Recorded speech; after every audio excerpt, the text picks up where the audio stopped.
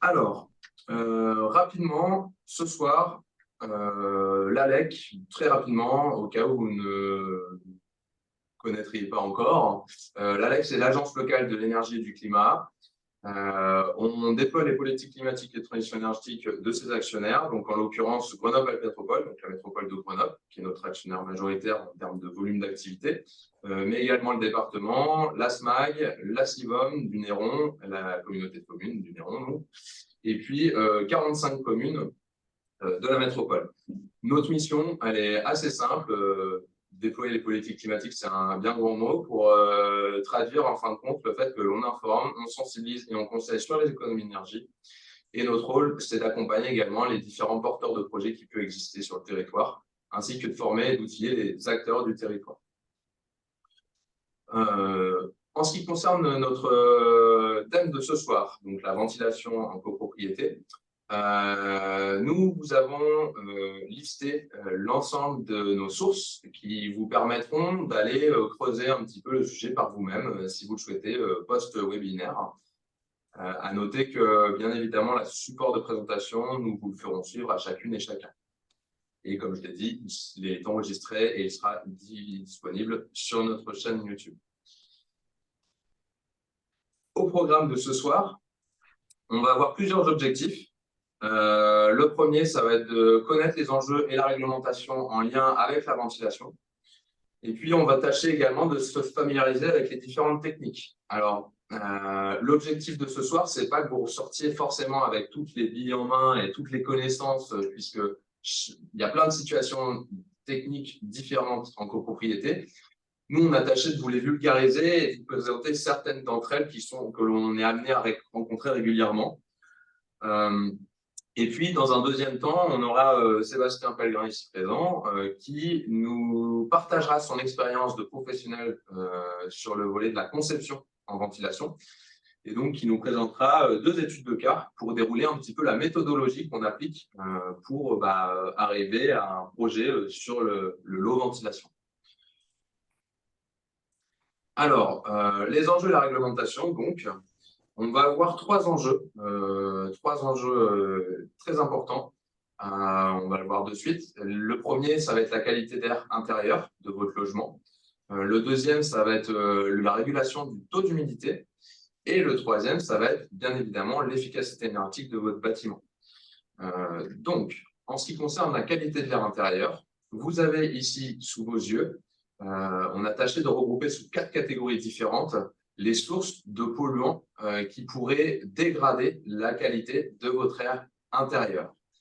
Gardez à l'esprit que l'air que vous respirez, en fin de compte, à l'intérieur de votre logement, en fait, il est plus ou moins dégradé en fonction des différentes sources que l'on a ici. Alors, nous, on va se concentrer essentiellement sur ce qu'on appelle les COV, les composants organiques volatiles, que vous allez trouver et qui sont issus de l'intérieur de votre bâtiment directement, qui se dégagent depuis l'intérieur de votre bâtiment. Mais bien évidemment, dans Grenoble particulièrement, on est au courant que parfois il peut y avoir une qualité d'air extérieur qui est assez dégradée avec les pics de pollution qu'on connaît, qui peuvent s'expliquer par différentes raisons. Et puis, on a également les sources de polluants extérieurs qui sont issues des sous-sols. Parfois, comme c'est le cas sur nos locaux, notre bâtiment est basé sur une ancienne friche industrielle. Et donc, en fonction de l'activité industrielle, il pouvait y avoir des polluants plus ou moins importants qui interviennent dans le bâtiment. On a également des risques de pollution liés au radon, donc une molécule radioactive. Dans la bibliographie, vous avez des sources pour aller creuser un petit peu ces questions-là. Nous, comme j'ai dit, on va essentiellement se concentrer sur ce qu'on appelle les COV, les composants organiques volatiles, qui peuvent être issus en fait de votre bâtiment et de ses matériaux de construction et de sa conception, mais également de votre activité à vous en tant qu'occupant du logement. On va le voir par la suite, mais votre activité elle peut avoir des incidences sur la qualité d'air intérieur de votre logement. Donc, les composants organiques volatiles, on vous en a listé et illustré un certain nombre que vous avez ici. On va pouvoir trouver par exemple les produits ménagers avec des agents, des agents d'odeur un petit peu, des parfums synthétiques qui peuvent avoir tendance à faire dégrader la qualité d'air intérieur. On peut avoir tout ce qui est matériaux de construction, colle, pâte, vernis, peinture. Tous ces matériaux-là, en fait, je ne sais pas si vous avez déjà eu l'occasion de l'expérimenter, mais on a des petites étiquettes A, B, C pour indiquer la qualité et le niveau d'émission de particules issues de ces matériaux. Donc, gardez à l'esprit que tout ce que vous appliquez dans votre logement, en fait, émet des COV. On va également avoir les teintures, les textiles, qui peuvent faire l'objet d'un traitement ignifuge, hydrofuge ou contre le feu, et qui peuvent également dégager des COV. Et puis, on va avoir les matériaux de construction, ou même le bois, dans sa plus simple et noble aspect. Voilà. On peut aussi avoir des bougies, si on est friand de bougies parfumées pour apporter une odeur agréable dans son logement, bah, gardez à l'esprit aussi que ça peut dégager des COV. Voilà. L'idée, ce n'est pas de vous faire peur. L'idée, c'est simplement d'être conscient que à l'intérieur de votre logement, parfois, même souvent, l'air est de moins bonne qualité qu'à l'extérieur, en l'occurrence, et entre autres, à cause de tous ces COV, tous ces composants organiques volatiles qui vont être émis. Alors, évidemment, les impacts potentiels sur la santé, ils sont variables. Ça peut être rien, comme ça peut être des irritations, des gènes respiratoires, un asthme exacerbé, des troubles neurologiques ou des risques allergiques. Bon, vraiment, l'idée, ce n'est pas de vous inquiéter. Soyez tranquille. Vous ne respirez pas un air toxique, mais il y a un enjeu à renouveler l'air dans son logement pour éviter d'avoir justement tous ces coffres qui soient trop concentrés et qui saturent votre air. Alors, le deuxième enjeu, ça va être de réguler le taux d'humidité dans votre logement. Sous vos yeux, ici, vous avez un graphique qui est issu d'une étude menée par Enertech. Donc, Enertech, c'est un bureau d'études thermiques spécialisé dans l'efficacité énergétique des bâtiments qui a pour habitude de mener beaucoup de campagnes de mesure. Ici, on a un graphique qui est issu d'une campagne de mesure sur la zone d'activité commerciale de la caserne de Beaune. Et donc, que nous dit ce graphique? Déjà, pour ce qui est de le reprendre en termes de lecture, sur l'axe des ordonnées, donc l'axe vertical que vous avez ici, nous avons la quantité d'eau. Cette quantité d'eau, elle s'exprime en grammes d'eau, donc, par kilogramme d'air. En axe des abscisses, ici, vous avez la température. Ce que l'on regarde dans un bâtiment, c'est le taux d'humidité relative. Le taux d'humidité relative, c'est la capacité de votre air à une certaine température à contenir de l'eau à l'état gazeux. J'entends bien qu'ici, quand on exprime le volume d'eau en grammes par kilogramme d'air, on est sur des grammes à l'état gazeux. Et donc, en fin de compte, plus notre air est chaud, plus il peut contenir d'humidité, puisque ici, à 35 degrés, nous avons une humidité relative de 40% lorsque nous avons environ 14 grammes par kilogramme d'air. Si on suit cette courbe des 40%, eh bien, finalement, lorsqu'on arrive à 10 degrés, eh bien, ça signifie que notre taux d'humidité relative à 40% avec une température de... Ça signifie que dans notre air, on a 3 à 4 grammes d'eau, de vapeur d'eau, par kilogramme d'air.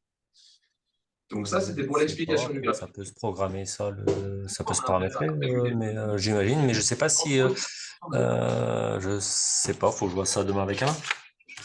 Alors, il y a une personne qui n'a pas coupé son micro. Je vous demanderai de bien vouloir et être attentif, s'il vous plaît. Après, il n'y a pas que les profs, puisqu'il y a peut-être aussi d'autres personnels. A priori, cette personne ne nous entend pas. Alors, on va cliquer. Dans les 7, tu as compté C'est ça. Et donc, c'est donc après, il y a les autres. Ouais, donc, bon. Son son. Voilà. OK, super, parfait. Très bien. Merci. Alors, donc, ici, sous les yeux, vous avez un diagramme, une zone qui a été définie par le COSTIC. Donc, le COSTIC, c'est le comité scientifique et technique de l'industrie climatique. Et donc, c'est tout simplement un... Excusez-moi, 2 secondes. Okay. Donc, je vous prie de m'excuser. Voilà, le caustique. Donc, le caustique, en fait, qui a défini une zone dans laquelle on considère que le taux d'humidité est confortable. Et donc, cette campagne de mesure qui a été menée par Enertech, chaque point vert correspond à une instrumentation et à une mesure de taux d'humidité en fonction d'une certaine température. Ce que l'on observe, alors je ne sais pas si vous avez pu en entendre parler, mais au moment de la réhabilitation de la caserne de Beaune, il y a pu y avoir quelques mécontentements sur le confort ressenti. Eh bien, si on était attentif en fait à ce diagramme, on pourrait expliquer assez facilement un éventuel inconfort ressenti du fait que certains points verts sont hors de cette zone qui a été définie par le caustique. Et on a également une autre zone qui a été définie par l'ASHRAE, qui est l'homologue du caustique à l'échelle américaine. Donc, il y a vraiment un enjeu à réguler le taux d'humidité pour améliorer le confort dans son logement. Il y a également un intérêt à réguler le taux d'humidité pour une question d'entretien et d'éviter toutes sortes de dégradations dans son bâtiment. Le taux d'humidité, en fait, il a une influence, en fin de compte, sur ce que l'on appelle la condensation. Plus votre air est chargé en vapeur d'eau, plus vous avez un risque de condensation. La condensation, on peut le voir parfois, je ne sais pas si c'est le cas chez vous, mais ça va être des traces noires autour des zones froides. Donc là, en l'occurrence, a priori, au-dessus de ces fenêtres, il y a une infiltration d'air et qui crée un peu une zone froide. Donc finalement, lorsqu'on a un taux d'humidité relatif correct dans son logement, on limite les risques de condensation tels que l'on voit ici. Alors, ce n'est pas anodin. Aujourd'hui, pour vous donner un ordre de grandeur, et donc là, c'est une source issue de l'ADEME, je vous renvoie à la bibliographie, on va avoir pour une famille moyenne de 4 personnes, dans son sommeil, elle dégage de la vapeur d'eau. Parce que l'on respire, on dégage du CO2 et on dégage également de la vapeur d'eau. À titre indicatif, pour que vous ayez un ordre de grandeur des chiffres, une famille moyenne de 4 personnes, sur une nuit de 8 heures, dégage 240 grammes de vapeur d'eau en une nuit. D'après les chiffres de l'ADEME, et donc les tableaux d'équivalence, ça représente la même valeur que lorsque l'on prend un bain dans sa salle de bain. Donc, vous voyez bien que lorsque l'on a un dépôt de renouvellement d'air dans son logement, bonjour. Pour la formation ventilation, ouais. D'accord, ok. Mais c'était en webinaire, vous n'avez pas reçu le mail. Ok, d'accord, ok, très bien. Et je vous en prie, installez-vous. Alors, tout le monde est en webinaire, tout le monde est en visio, donc bon, je vous invite à écouter. On est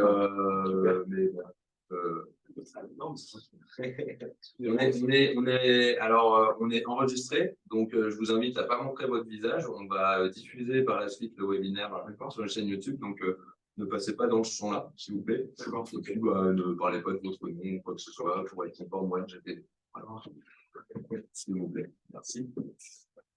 Alors, donc ça, c'était pour ce qui est du taux d'humidité à réguler.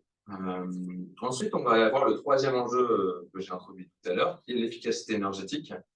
Vous avez ici sous vos yeux un diagramme qui répartit la perte de chaleur par poste sur un immeuble de 8 étages.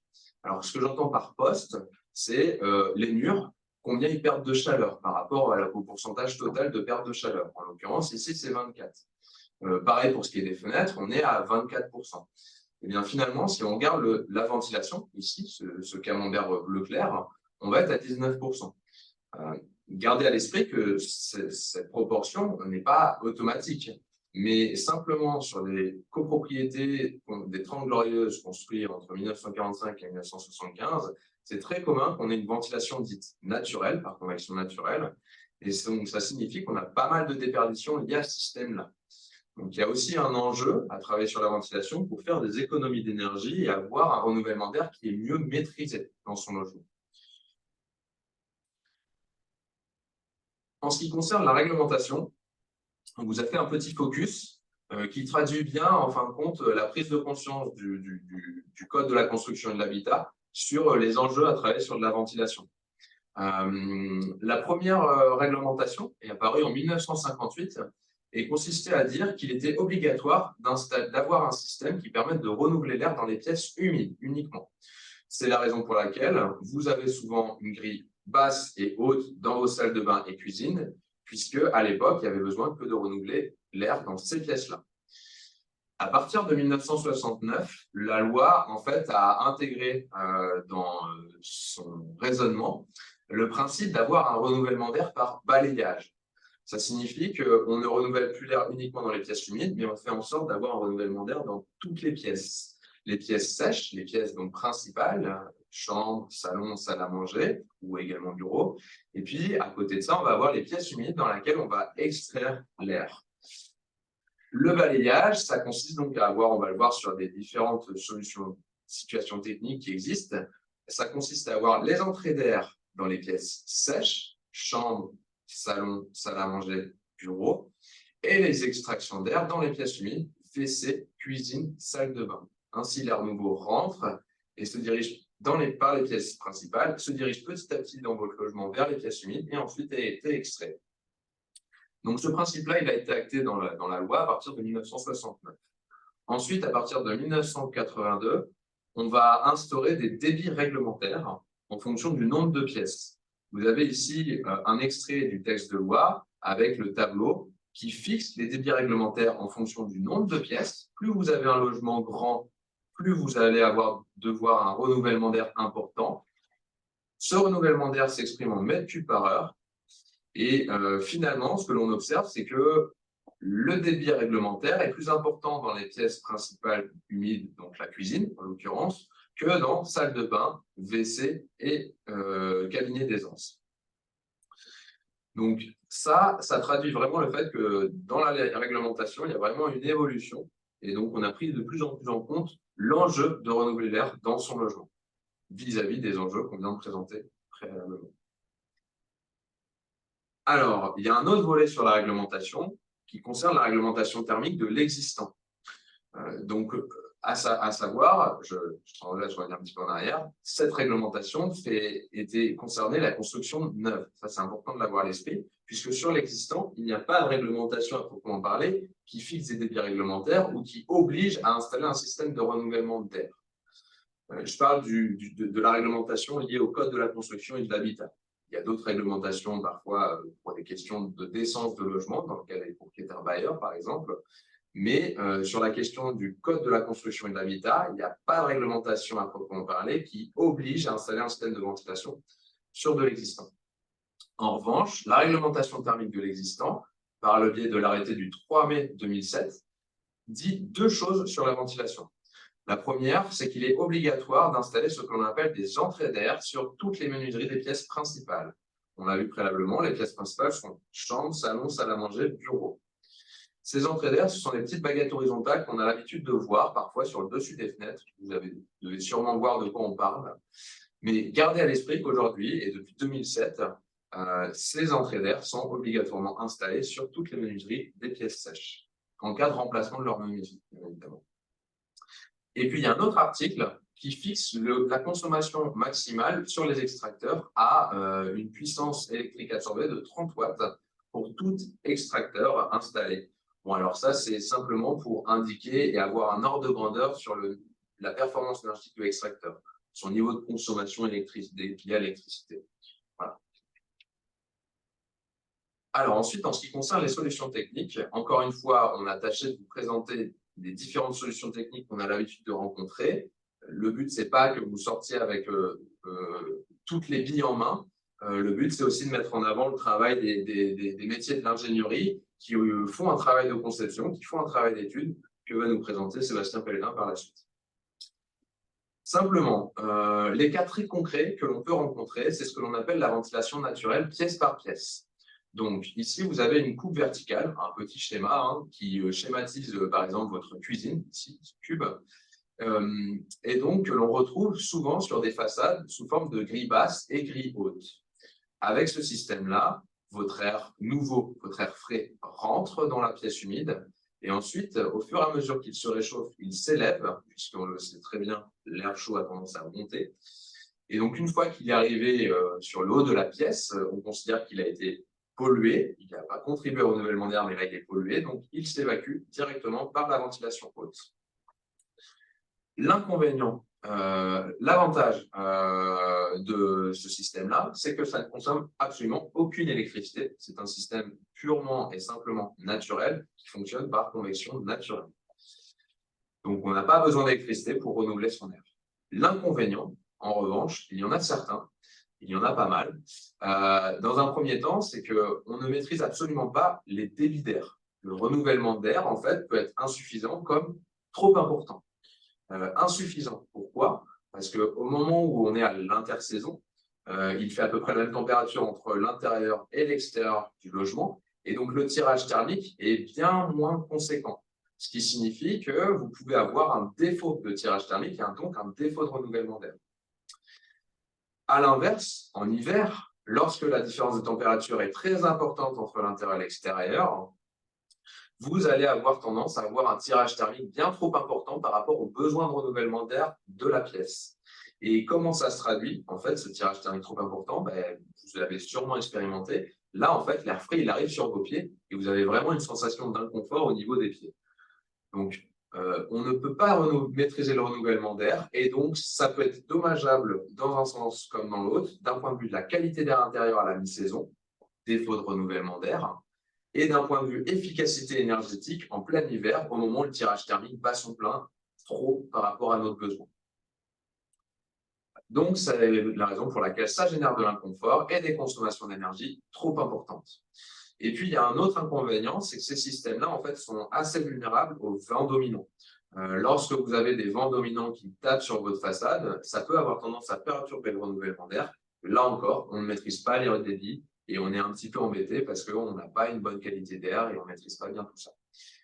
Alors, dans ce cas de figure, on a des solutions collectives qui existent, qui sont compliquées en quoi, puisqu'en fait, il va falloir rapporter un conduit en façade. Alors, ça se fait, hein, techniquement, vous pourrez peut-être témoigner, Sébastien, mais ça se fait, c'est pas un souci, mais ça représente quelques travaux un petit peu plus conséquents que dans le cas de figure où l'on a en fait un conduit collectif. On va y venir par la suite.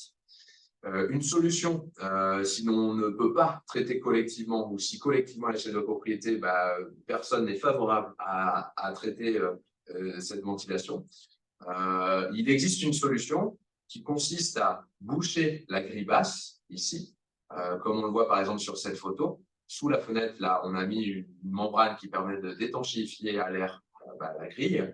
Et puis en partie haute, on va installer ce que l'on appelle un extracteur. Donc ici, on va mettre une toute petite grille avec un moteur, un ventilateur qui extrait en fait l'air vers l'extérieur. À noter que cet extracteur, il peut être autoréglable ou hygroréglable. Mais c'est important qu'il soit à clapet anti-retour vis-à-vis des vents dominants. Et par rapport à ça, dans la mesure où on a condamné cette grille basse, on n'a plus d'arrivée d'air frais dans cette pièce, donc on est embêté. Donc, ne pas oublier d'installer les entrées d'air sur les menuiseries des pièces sèches, donc les pièces principales dont on parlait tout à l'heure, pour avoir un balayage, un renouvellement d'air des pièces sèches. L'air nouveau rentre par les pièces sèches et s'évacue par les pièces humides via l'extracteur que l'on a installé ici. On peut peut-être ajouter un point technique, à savoir qu'on est sur des systèmes qu'on ne doit pas confondre avec des systèmes d'extracteurs muraux, on va dire ponctuels, qui peuvent être mis en place dans certaines pièces. Là, on est sur un système qui doit être un système à fonctionnement permanent dans l'ensemble des pièces humides. On est sur une installation où on doit extraire dans l'ensemble des pièces et pas traiter uniquement une seule pièce pour que ça puisse fonctionner en ventilation par balayage. Ouais, c'est important de le préciser, merci. Ça signifie que, par exemple, ce qu'on peut avoir tendance à voir avec le bouton poussoir, on allume la lumière et là, il y a l'extracteur, on entend qu'il se met à tourner. Ce n'est pas la meilleure des solutions, c'est vrai qu'il tourne de façon permanente. C'est ça, c'est autre chose. C'est un traitement plus ponctuel, on va dire, d'une problématique liée à une pièce. Exactement. Et donc là, on traite la problématique de la régulation du taux d'humidité dans la pièce humide, au moment où on dégage pas mal d'humidité, mais on ne traite pas la qualité d'air intérieur, le balayage, le renouvellement d'air, etc., etc. Exactement. Ok, super. Merci pour ces précisions. Alors, sur la question de la ventilation naturelle, on a aussi l'autre solution où, en fin de compte, nos grilles d'extraction, que l'on voit ici en numéro 5, par exemple, vont donner, pas sur l'extérieur et sur la façade, mais sur un conduit collectif. Alors, dans ce cas de figure, c'est assez simple de mettre en œuvre une solution, on va le voir par la suite, mais on a toujours ce principe d'avoir un balayage. Alors là, en l'occurrence, le 1, on appelle ça des infiltrations d'air par défaut d'étanchéité. Dans le cas où vous remplacez votre menuiserie, il est d'autant plus important de respecter la réglementation puisque vous allez étanchéifier et donc ça signifie que vous n'aurez plus d'air qui frais et donc de bonne qualité qui rentrera dans votre logement. Donc, attention, très important d'installer une entrée d'air à ce moment-là. L'air nouveau rentre et se dirige petit à petit vers la pièce humide où là, il va faire l'objet d'une évacuation à l'aide du conduit collectif en partie sommitale de l'immeuble. Les avantages et les inconvénients. Alors, les avantages, c'est exactement pareil que tout à l'heure. C'est un système qui ne consomme pas d'électricité, qui fonctionne uniquement sur de la convection naturelle. L'avantage par rapport à des grilles hautes et basses en façade, c'est qu'il y a une facilité d'installer un système collectif qui est un peu plus importante. On va avoir moins de difficultés à installer un système collectif puisqu'on n'a pas besoin de rapporter de gaine en façade et on va directement profiter de ce conduit, sous réserve qu'il soit suffisamment étanche, bien évidemment. Les inconvénients, ce sont exactement les mêmes que la ventilation naturelle que l'on vient de voir précédemment, pièce par pièce. La solution pour traiter et corriger cette ventilation va consister à installer un système collectif en partie sommitale de l'immeuble qui centralise l'aspiration. C'est un peu comme un gros aspirateur qu'on mettait dans un sac plastique, ça aspire l'air dans les logements. Et de cette façon-là, on va bien évidemment, comme je vous disais, penser à installer les entrées d'air en numéro 1. On installe les entrées d'air, qu'elles soient hydro-réglables ou auto-réglables, ça n'a pas d'importance. Mais il faut qu'il y ait un air nouveau qui rentre par les pièces sèches et qui va passer sous la porte. Dans le cas où la porte est fermée, c'est très important, là on le voit en numéro 4, de détalonner les portes, au moins 1 cm, de façon à ce qu'en cas de fermeture de la porte, l'air puisse circuler. Et ensuite, aller être évacué directement par la bouche, ici, que l'on voit. Donc, on réutilise la bouche existante pour y installer, en fin de compte, un système qui est raccordé à une installation collective, en partie toiture-terrasse. Vous voulez rajouter quelque chose? On verra ce cas-là tout à l'heure dans l'un des 2 exemples qui sera présenté. Ouais. Okay. Quelques détails. Super. À noter qu'ici, dans le schéma, vous avez un schéma qui correspond au fait qu'on a retubé le conduit. Ça, c'est important que vous gardiez ça à l'esprit. Il existe une solution où on n'a pas besoin de retuber le conduit et on passe en ce que l'on appelle une ventilation dite basse pression.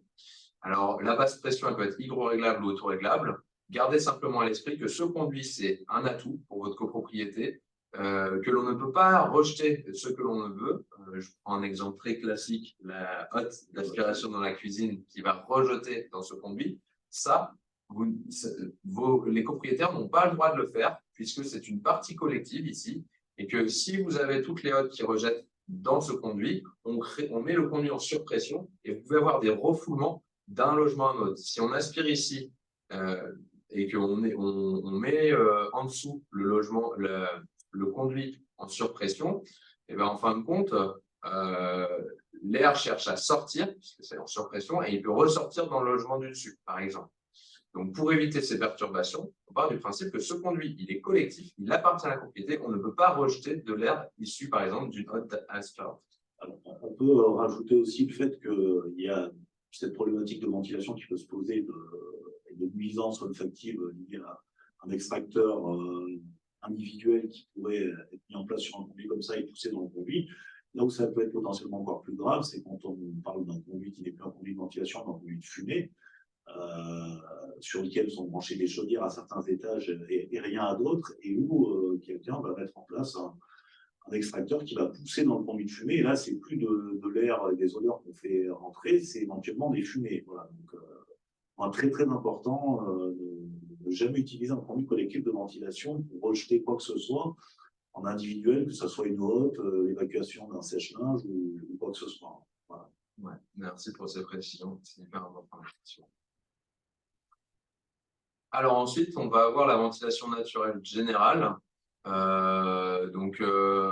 C'est une solution un petit peu plus minimaliste dans l'idée que la seule installation que l'on va mettre, c'est en partie sommitale du conduit. On va installer ce que l'on appelle ici un extracteur statomécanique. Donc, en fin de compte, c'est un système qui ne tourne pas lorsqu'il y a une convection naturelle suffisante pour assurer un renouvellement d'air. Donc, ça signifie que les consommations, les déperditions de chaleur liées à une convection naturelle, un tirage thermique très fort, ne sont pas corrigées avec ce système-là. On a un renouvellement d'air pour autant suffisant, amplement suffisant. Et à l'intersaison, au moment où le tirage thermique n'est pas suffisamment important, on va avoir la tourelle qui va prendre le relais et qui va créer une dépression dans le conduit pour faire en sorte qu'il y ait un tirage thermique qui s'effectue. Et donc que le renouvellement d'air soit toujours assuré dans les logements. Alors voilà, c'est une solution minimaliste, mais qui a le mérite d'exister et que l'on peut être amené à retenir dans sa copropriété. Mais ça ne corrige pas les déperditions liées aux pertes de chaleur par un tirage thermique trop important en hiver. On n'est pas sur la ventilation caractérisée de générale et permanente, mais sur un système vraiment d'assistance à la ventilation naturelle qui va être enclenché souvent avec une consigne de température ou selon les fabricants parfois avec un anémomètre. Et si on considère que le tirage thermique est insuffisant, c'est-à-dire que la température est trop élevée, on n'a pas ce delta entre l'intérieur et l'extérieur, ou si le vent est insuffisant selon les systèmes et les fabricants, à ce moment-là, l'extracteur démarre. Et voilà, donc c'est vraiment effectivement un système qui n'est pas un système permanent de ventilation générale permanente, d'assistance à la ventilation naturelle. Merci pour cette précision. Alors, une autre solution qu'on voit émerger à partir des années 75-80, ça va être la VMC gaz. Donc, en fin de compte, la VMC gaz, en quoi ça consiste? Au lieu d'avoir une bouche d'extraction qui évacue l'air, la chaudière individuelle gaz va utiliser cet air vicié qui est destiné à sortir de l'immeuble, va l'utiliser pour faire sa combustion. Donc, c'est un double usage. On évacue l'air, mais avant de l'évacuer, on l'utilise pour faire une combustion correcte avec notre chaudière individuelle gaz.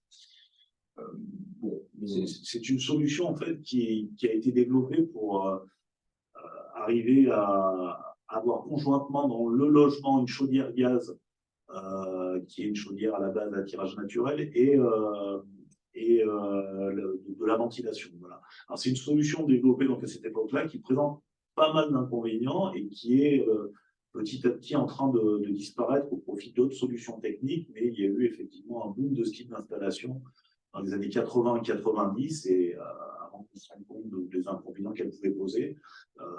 C'est étroitement lié à la problématique de ventilation et d'évacuation des produits de combustion des appareils de chauffage dans les logements est intrinsèquement lié. On y reviendra tout à l'heure dans l'exemple que je vous présenterai. Voilà, c'était à l'époque la réponse qui a été trouvée. Aujourd'hui, il y en a d'autres. Et donc, on notera que l'avantage, c'est que l'inconvénient, c'est que la modulation des débits n'est pas nécessairement automatisée. On est sur un débit constant. Et les inconvénients, l'avantage, du coup, c'est plutôt que ça permet un renouvellement d'air complet du logement. Et puis, il y a quand même une obligation réglementaire depuis 2008 d'avoir un dispositif de sécurité collective, ce qui permet de couper les chaudières dans le cas où on a un défaut de tirage. C'est bien ça? C'est ça. En fait, sur ce système-là, on a un caisson d'extraction qui va assurer le tirage au niveau du conduit de fumée sur lequel seront raccordées les chaudières.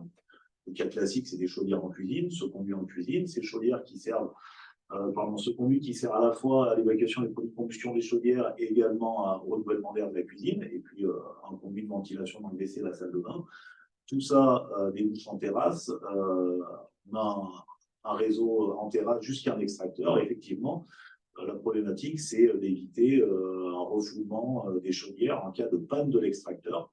Donc, il y a ce fameux dispositif de DSC qui est là pour couper l'alimentation des chaudières en cas de défaut de l'extracteur, donc si la dépression est insuffisante, pour éviter tout risque de refoulement de produits de combustion dans les logements, les chaudières sont coupées. Voilà. C'est un système qui demande de l'entretien, qui demande ensuite de pouvoir, en cas de panne, rarmer les chaudières dans les logements, donc avec un certain nombre de contraintes, je dirais, d'usage, mais un système de sécurité donc obligatoire depuis 2010, effectivement. qui signifie aussi qu'on est sous le coup d'avoir un entretien collectif, d'avoir un Oui. contrat d'entretien Oui. collectif, que ce soit sur l'extracteur en partie sommitale, mais également sur les chaudières. Alors, pas forcément sur les chaudières, mais au moins sur la DSC, au moins sur Ok. le dispositif Ok. de sécurité. Ok, très bien. Merci pour ces précisions. Alors, les axes d'amélioration pour une VMC gaz, on va avoir déjà l'entrée d'air qui peut être soit autoréglable, soit hygroréglable. Autoréglable, alors, c'est pas forcément très intuitif, contrairement à ce qu'on pense. Le autoréglable, c'est pas automatique, c'est simplement le même ouverture, la même taille de débit, le même débit. Le même débit, voilà, le même débit assuré par l'entrée d'air dans une certaine plage de pression, donc dans des conditions normales, elle assure toujours le même débit d'entrée d'air. Voilà, tandis que la hygroréglable a un débit qui module en fonction du taux d'humidité. C'est ça. À noter que les entrées d'air hygroréglables ne sont absolument pas des systèmes électriques, ce sont des systèmes mécaniques qui ont en fin de compte une membrane hygrosensible qui se dilate ou se rétracte et qui tire sur un petit loquet pour ouvrir ou refermer l'entrée d'air. Tout à fait. Voilà. Alors, une petite précision quand même sur cette VMC gaz. Les systèmes autoréglables et hygroréglables existent en VMC classique, existent en ventilation naturelle basse pression, on en parlera tout à l'heure. Après, ça a été proposé en VMC gaz pour avoir un système qui réponde un petit peu aux besoins d'efficacité énergétique des systèmes de ventilation actuels, voilà, qui est très peu mis en place, qui est un système, il me semble, sous avis technique. Donc, il fait valoir, on va dire, des techniques traditionnelles de la construction, enfin, ou des équipements de ventilation, sur quelque chose d'un petit peu à la marge qui a été développé pour rendre cette VMC gaz un peu plus performante sur le plan énergétique. Voilà, mais encore une fois, cette VMC gaz, c'est un système qui est plutôt sur le déclin. Mais pour autant, dans le cas où on ne la remplace pas, on a quand même la main pour éventuellement agir sur les bouches d'extraction, sur les WC et salles de bain pour mettre des bouches d'extraction hygroréglables. Oui, voilà. Alors, avec l'obligation de remplacer le caisson d'extraction qui doit être un caisson particulier, comme en VMC classique. Ok, super. Et donc, on va également avoir un cas de figure assez classique, dont vous allez nous parler, Sébastien, qui vont être en fait la ventilation dans le cas où on a une chaudière individuelle à tirage naturel, alors, présenté comme ça ressemble un peu à une VMC gaz, mais ça a une autre particularité, c'est que dans les pièces WC, salle de bain, on a une grille standard d'extraction naturelle où là, on n'a pas la bouche qui est raccordée au système mécanisé. Donc, simplement garder à l'esprit que lorsqu'on travaille sur la ventilation, sur du chauffage individuel au gaz, on peut être amené à rencontrer ce cas de figure. Et donc, on va avoir certaines solutions. On n'a pas pléthore, mais on a des solutions qui existent, donc vous allez nous parler. Mais gardez à l'esprit que soit on peut garder les chaudières telles qu'elles existantes, il existe une solution technique, une référence sous avis technique qui est compatible, ou bien une autre solution sera d'agir sur les chaudières et donc soit de les mettre en condensation en ventouse, donc ça signifie que l'évacuation des produits de combustion ne se fait plus par un conduit collectif, mais en façade, soit on rénove carrément le conduit collectif de façon à faire en sorte d'avoir des chaudières compatibles. On peut en créer, en fait, la problématique, ça va être d'avoir des chaudières étanches. Donc, ce qu'on appelle les chaudières étanches, c'est les chaudières avec un dispositif de prise d'air et de rejet, donc de prise d'air comburant et de rejet de fumée directement à l'extérieur. Donc, finalement, la chaudière soit localisée dans l'enveloppe du bâtiment, mais en termes de ventilation, n'ait aucune incidence sur l'installation de ventilation du logement.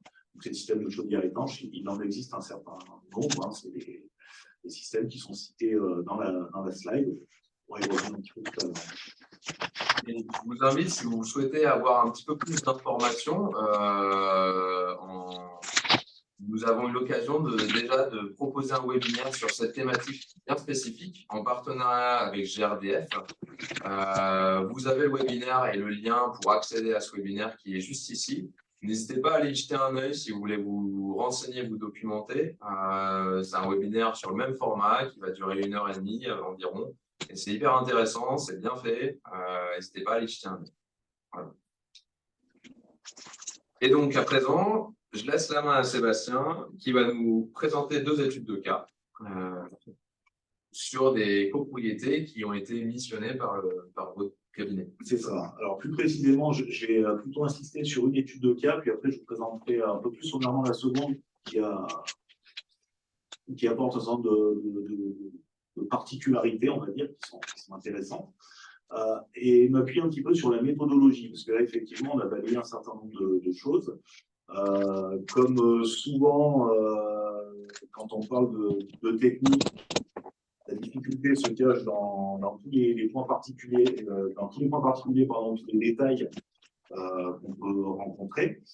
Voilà, donc je vais m'attacher à vous montrer un petit peu la méthode, à expliquer les solutions techniques qu'on a envisagées dans le cas de ces études, pourquoi est-ce qu'on les a envisagées, pour vous donner un aperçu de notre travail sur ces aspects.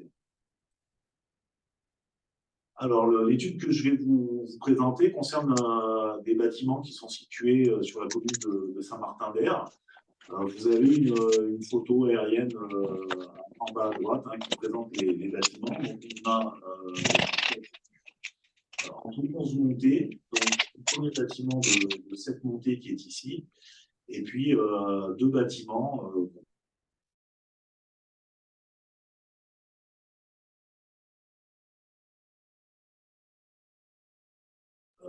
Des bâtiments en rez-de-chaussée plus 4 étages. Et on a un nombre de logements qui est, alors, je le reprends en même temps, c'est un petit peu petit pour nous, je le reprends avec mes notes, je m'excuse. Voilà, on est sur un bâtiment donc du début des années 60 qui comprend 110 logements. Ce sont des bâtiments qui sont donc en chauffage et production d'eau chaude individuelle au gaz, avec, pour la plupart des logements, des chaudières qui sont déjà des chaudières à ventouse, c'est-à-dire des chaudières étanches qui sont situées dans les loggias, donc avec une prise d'air et un rejet directement à l'extérieur. Mais dans un certain nombre de cas, on a identifié la présence d'appareils gaz à tirage naturel raccordés sur des conduits. J'y reviendrai après, donc ce qui amène un certain nombre de points techniques, de problématiques à solutionner. Autre point particulier, on le voit également sur la slide, on est situé à côté de la voie ferrée.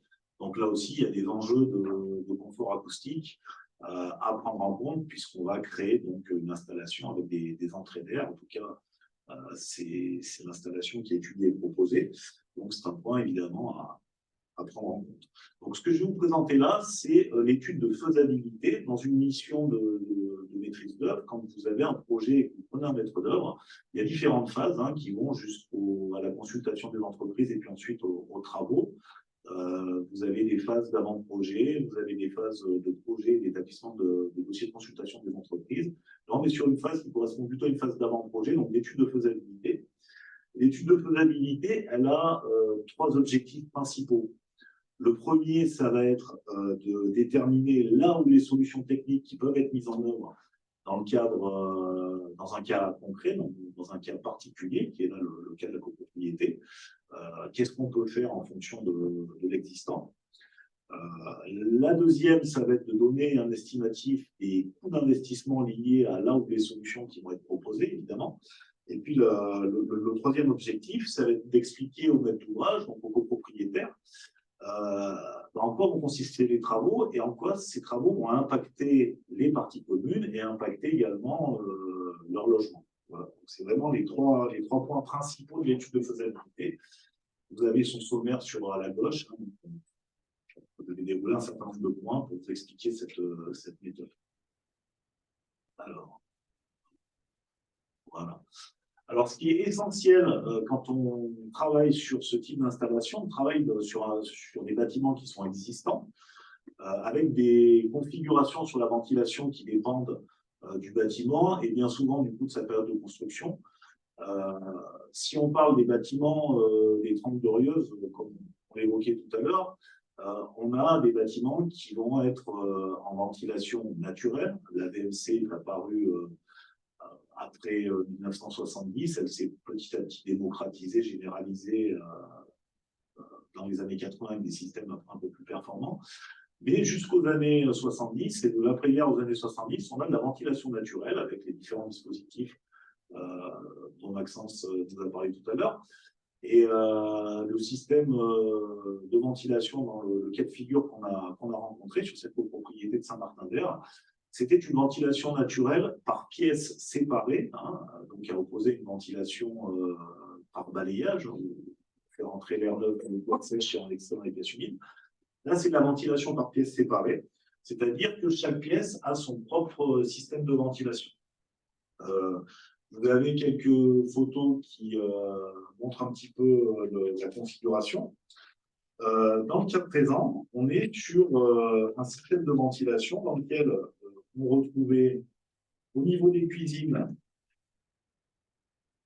une ventilation basse en façade, hein, d'ailleurs que l'on voit ici sur la photo, et une ventilation haute sur conduit, avec ce type de grille hein, qu'on rencontre assez couramment.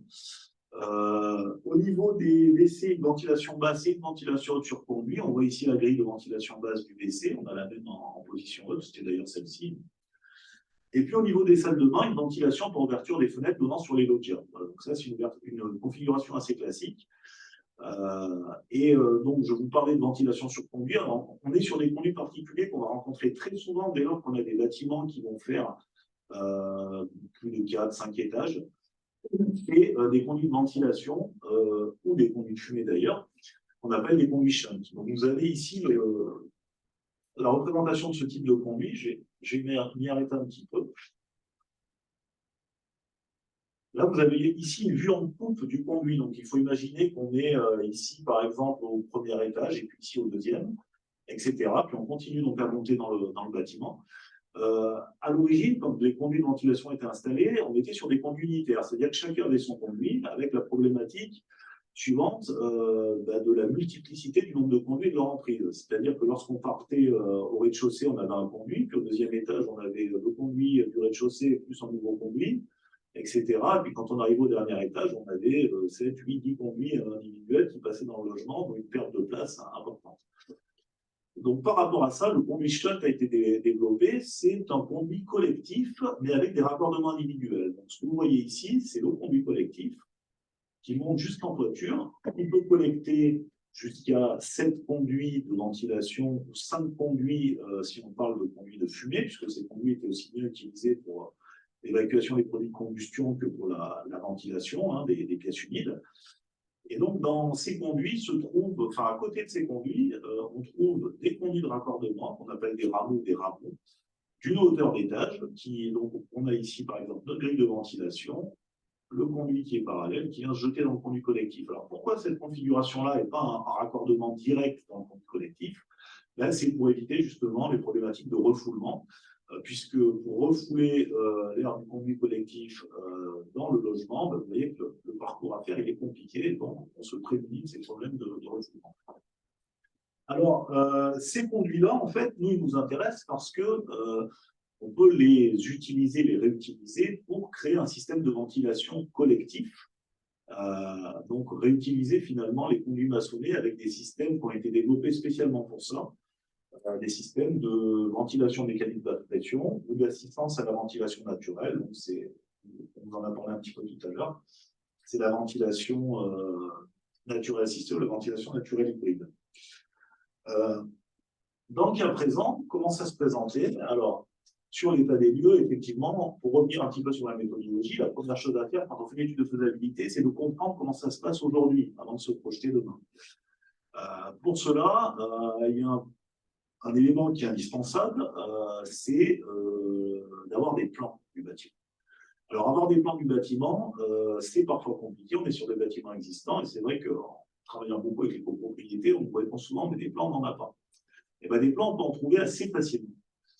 La plupart du temps, les plans de permis de construire sont disponibles dans les archives, au niveau des archives municipales. Alors, les archives municipales acceptent parfois que ces plans soient numérisés et propose aux copropriétés de le faire parce que des plans, c'est utile pour une installation de ventilation, mais c'est utile pour tout un tas de choses dans la vie d'une copropriété. Parfois, c'est pas possible de les numériser ou de les sortir. On peut au moins les prendre en photo. Et on a déjà un nombre d'éléments très, très importants sur la technique du bâtiment, sur des choses qu'on ne voit pas parce que c'est dans des gaines, dans des cloisons, et ça nous amène quand même beaucoup d'informations. Et ça, c'est vraiment quelque chose d'important pour les copropriétaires, de faire en sorte de récupérer les plans de leur bâtiment aux archives municipales, des fois dans les offices notariales qui datent de l'époque de la construction, ou parfois on a quelques copropriétaires qui sont des gens qui étaient là dès le premier jour de la copropriété ou du bâtiment et qui ont parfois ces éléments-là. Donc là, on s'intéresse à notre cas de figure. On a une montée type, les choses étaient assez répétitives en fonction des montées, et on retrouve ici finalement des éléments sur plan qu'on a complétés, sur lesquels on a dessiné. Qu'est-ce qu'on voit sur la configuration actuelle? C'est une ventilation ici au niveau des WC avec une amenée d'air par conduit. Alors on a des conduits shunt aussi d'amenée d'air sur le même principe que les conduits d'extraction. Donc là c'était le cas, un conduit d'amenée d'air dans ces WC avec une grille, la grille qu'on voyait tout à l'heure qui était ici, l'extraction qui est ici. Au niveau des cuisines, le conduit qui est là. Et puis au niveau des salles de bain, comme on l'expliquait, on a une fenêtre bien ventilée sur les logis. Donc pas de conduit réutilisable au niveau des salles de bain, mais encore une fois, des solutions existent. Et puis d'autres conduits de fumée dans les logements, on en voit un ici, au niveau du hall d'entrée ou parfois au niveau des séjours. Donc, le premier travail à faire, c'est effectivement, sur la base de ces plans, se rendre sur place, visiter un certain nombre de logements et regarder les configurations. Voilà, puis on se rend compte effectivement que les plans de permis de construire ne sont pas toujours justes. Il y a des modifications au niveau des chantiers. Au niveau du chantier, sur les phases ultérieures, après le permis de construire, donc sur les études de conception et d'exécution, et là par exemple, ce conduit qui était décidé ici, en vérité, il n'existe pas. Donc première chose, vraiment, l'obtention des plans, la visite sur place et puis définir les configurations qu'on a aujourd'hui. Alors, effectivement, ici, on était en ventilation par pièces séparées, puisqu'on avait également au niveau des cuisines des amenées d'air par des grilles de ventilation basse, donc une extraction sur conduit. Au niveau des WC, une amenée d'air par conduit, une extraction aussi. La salle de bain par ouverture des fenêtres, et puis au niveau des chambres et séjours, l'ouverture des fenêtres. Mais on se trouve aujourd'hui sur des configurations qui sont parfois mixtes, puisque, comme on disait tout à l'heure, aujourd'hui, quand on remplace une menuiserie, on doit mettre une entrée d'air dans les pièces sèches, les chambres et les séjours. Donc, on a aujourd'hui un fonctionnement un petit peu mixte avec des entrées d'air dans ces pièces-là, et puis de l'extraction, mais également de l'amenée d'air dans les pièces humides. Quand on réalise une étude de faisabilité, on va également en toiture terrasse pour voir quelle est la configuration de la ventilation, les conduits en place, les éventuels obstacles qui pourraient gêner à la création de l'installation. Donc là, on a repris ici, on avait la chance dans les plans de permis de construire d'avoir des plans de terrasse, c'est rarement le cas, ce n'est pas toujours le cas. En tout cas, on en avait et on a réussi à retrouver nos conduits identifiés dans les logements, conduits de fumée, conduits de ventilation. Donc, on va retrouver au niveau de souche en toiture terrasse et puis le conduit inexistant, évidemment, qui n'existe pas plus en toiture terrasse qu'au étage inférieur, évidemment. Alors, quelles sont les solutions finalement envisagées? Dans le cadre de l'étude de faisabilité, on rappelle les grandes familles de solutions envisageables. On en a parlé tout à l'heure aussi. Dans l'existant, comme je le disais, il y a des systèmes qui ont été créés pour pouvoir réutiliser les conduits maçonnés et éviter de devoir créer des conduits qui vont être des conduits métalliques. Généralement, ce sont des conduits en acier galvanisé. Donc, de créer des conduits métalliques pour créer une installation, on va dire, de VMC classique. Donc, il y a vraiment ces solutions-là qui ont été trouvées pour la réutilisation des conduits maçonnés. C'est des solutions de ventilation naturelle assistée ou hybride. On en parlait tout à l'heure, où on est sur des systèmes où on va assister la ventilation naturelle. On n'est pas sur la ventilation générale et permanente. Et puis des systèmes de ventilation mécanique basse pression qui sont peu ou prou comme un système de VMC classique, sauf qu'on va fonctionner sur des niveaux de pression qui sont beaucoup plus bas. Donc, on va avoir des bouches d'extraction qui ont moins de résistance au passage à l'air. Tout ça pour se prémunir des problèmes d'étanchéité des conduits maçonnés. Un conduit maçonné n'est jamais parfaitement étanche. Et effectivement, pour éviter les problématiques de fonctionnement liées à des débits trop importants fonctionnent sur des pressions basses. Donc, on a des gammes de matériel un petit peu particuliers. On reste sur un principe, là, ce que vous avez au niveau des slides, c'est vraiment des extraits de l'étude de faisabilité, qui a été transmis à la copropriété. Donc, on essaie d'être le plus explicatif possible. Effectivement, l'idée, c'est de passer d'une ventilation aujourd'hui qui était une ventilation pièce par pièce, qui est devenue une ventilation un petit peu mixte, puisqu'on a des entrées d'air qui ont été mises en place avec le temps dans les menuiseries, une ventilation par balayage, comme expliqué tout à l'heure Maxence, donc avec les entrées d'air dans les pièces sèches, la transition de l'air, le balayage de l'air de ces pièces sèches aux pièces humides, et puis l'extraction des pièces humides. Alors, qu'est-ce qu'on a proposé finalement comme système? Vous vous rappelez, on n'avait pas forcément de conduit de ventilation dans les salles de bain, donc dans ces cas-là, on peut venir se raccorder sur un conduit existant, sous réserve que ce conduit ait des dimensions qui soient suffisantes, et sous réserve qu'il ne s'agisse pas du conduit de la cuisine. Généralement, la cuisine, on va extraire, c'est là où on a les débits les plus importants, donc on va avoir une extraction dédiée sur le conduit de la cuisine. Donc on peut se raccorder, là dans le cas présent, sur le conduit du WC, on aurait pu se raccorder sur un conduit de fumée, d'un séjour par exemple, pour notre installation. Donc comment ça va se présenter? Effectivement, on va avoir des entrées d'air qui vont devoir être généralisées au niveau des pièces sèches. Donc, ça sera la fenêtre de la chambre qu'on ne voit pas forcément ici, les fenêtres des séjours, etc. Et puis, pour l'extraction, donc ici, un raccordement horizontal sur le conduit du WC, là, qui passe par un placard. Donc, on crée un conduit ici, on va venir carotter ici le conduit maçonné, on va venir ensuite éventuellement habiller ce conduit, puis mettre en place notre bouche d'extraction ici pour la salle de bain. Pour le WC, la ventilation basse est neutralisée. Au niveau de la ventilation haute, on va déposer la grille de ventilation et mettre une platine de rénovation, une bouche d'extraction. Au niveau de la cuisine, de la même façon, on dépose la grille, on va mettre en place la bouche d'extraction. Alors après, il y a un certain nombre de points particuliers que je vais vous présenter. Là, c'est vraiment pour vous présenter le principe général. Alors, il y a différentes problématiques, effectivement, à prendre en compte. La problématique des entrées d'air, donc comme on l'a expliqué, des entrées d'air vont devoir être mises en place au niveau des menuiseries. La difficulté en copropriété, c'est que les menuiseries, ce sont des parties privatives, donc selon les copropriétaires, celles-ci ont pu être remplacées, pas remplacées, il y a plus ou moins longtemps. Dans tous les cas, il va falloir que sur ces menuiseries-là, on puisse mettre les entrées d'air, les bonnes entrées d'air, puisque tout cela, bien entendu, est normalisé. Donc, on a un certain débit à faire rentrer, donc un certain nombre d'entrées d'air suivant les pièces, une pour les chambres et puis une ou deux pour les séjours suivant la typologie des logements. Pour pouvoir les mettre en place, ces entrées d'air, il va falloir avoir ce qu'on appelle des mortaises. Donc, les mortaises, vous les avez ici, ce sont des ouvertures d'une dimension standardisée dans la menuiserie. Ces ouvertures peuvent être créées dans des coffres de volets roulants, sur des coffres de volets roulants, mais il va falloir en tout cas les créer. Donc, une des questions qui se pose en copropriété, effectivement, c'est comment on gère cette question des entrées d'air, qui crée les mortaises, les copropriétaires de leur côté, ou est-ce que ce sont des travaux à réaliser collectivement dans le cadre de la création d'installations d'MC.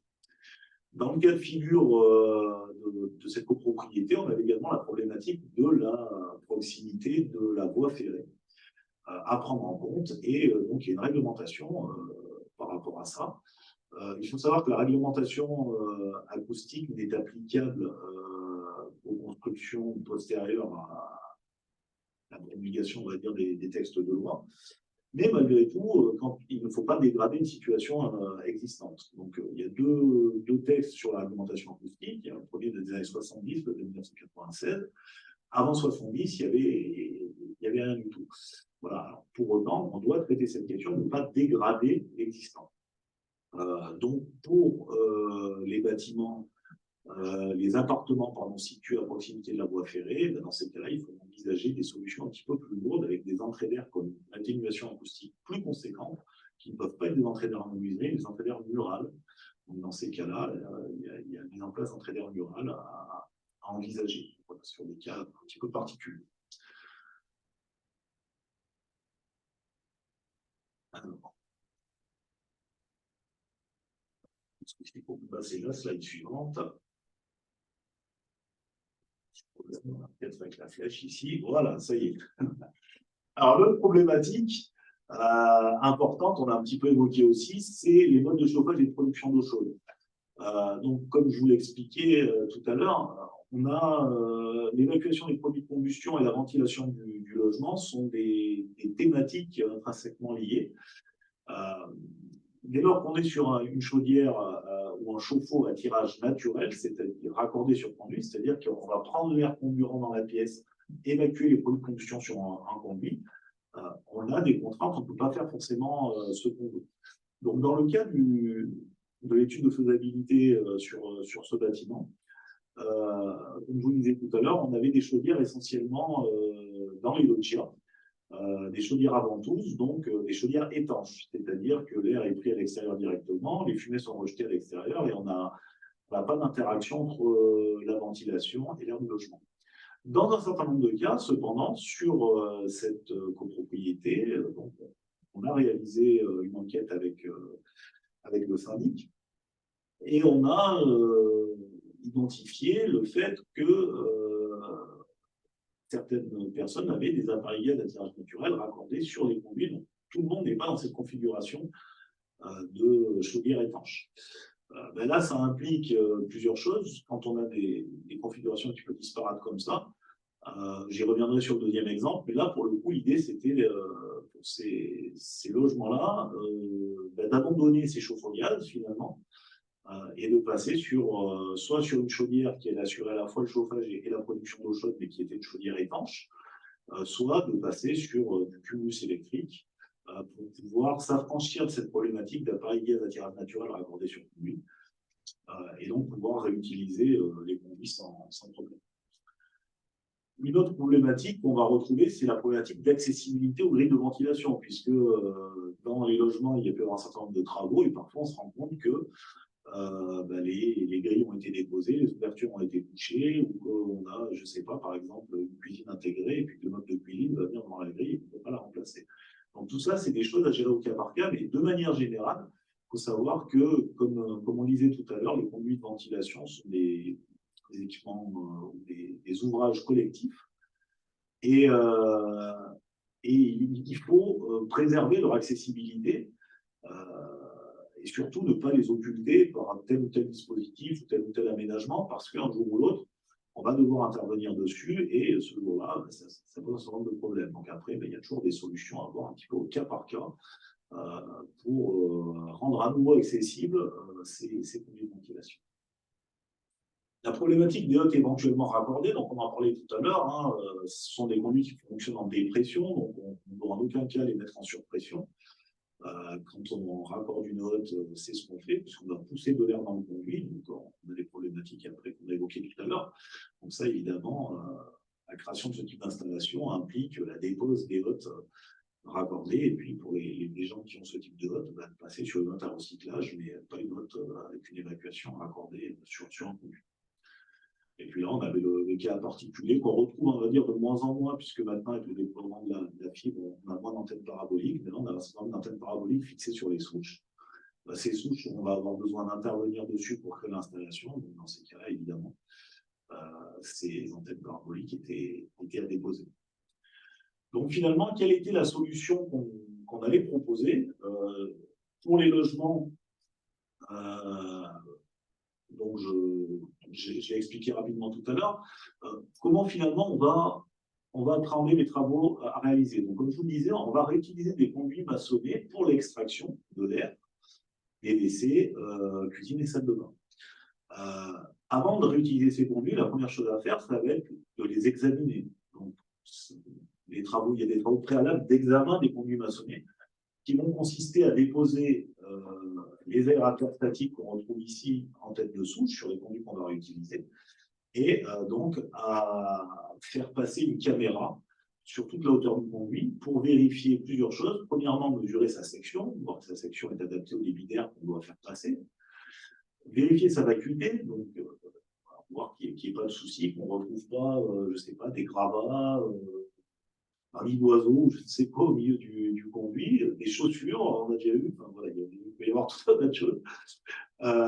Donc, ça va être ça. Et puis, vérifier également l'état apparent du conduit, voir qu'on n'ait pas de fissure, donc voir que visuellement ce conduit soit sain et puis qu'il soit potentiellement réutilisable. On va également vérifier que les pieds de conduit sont bien occultés.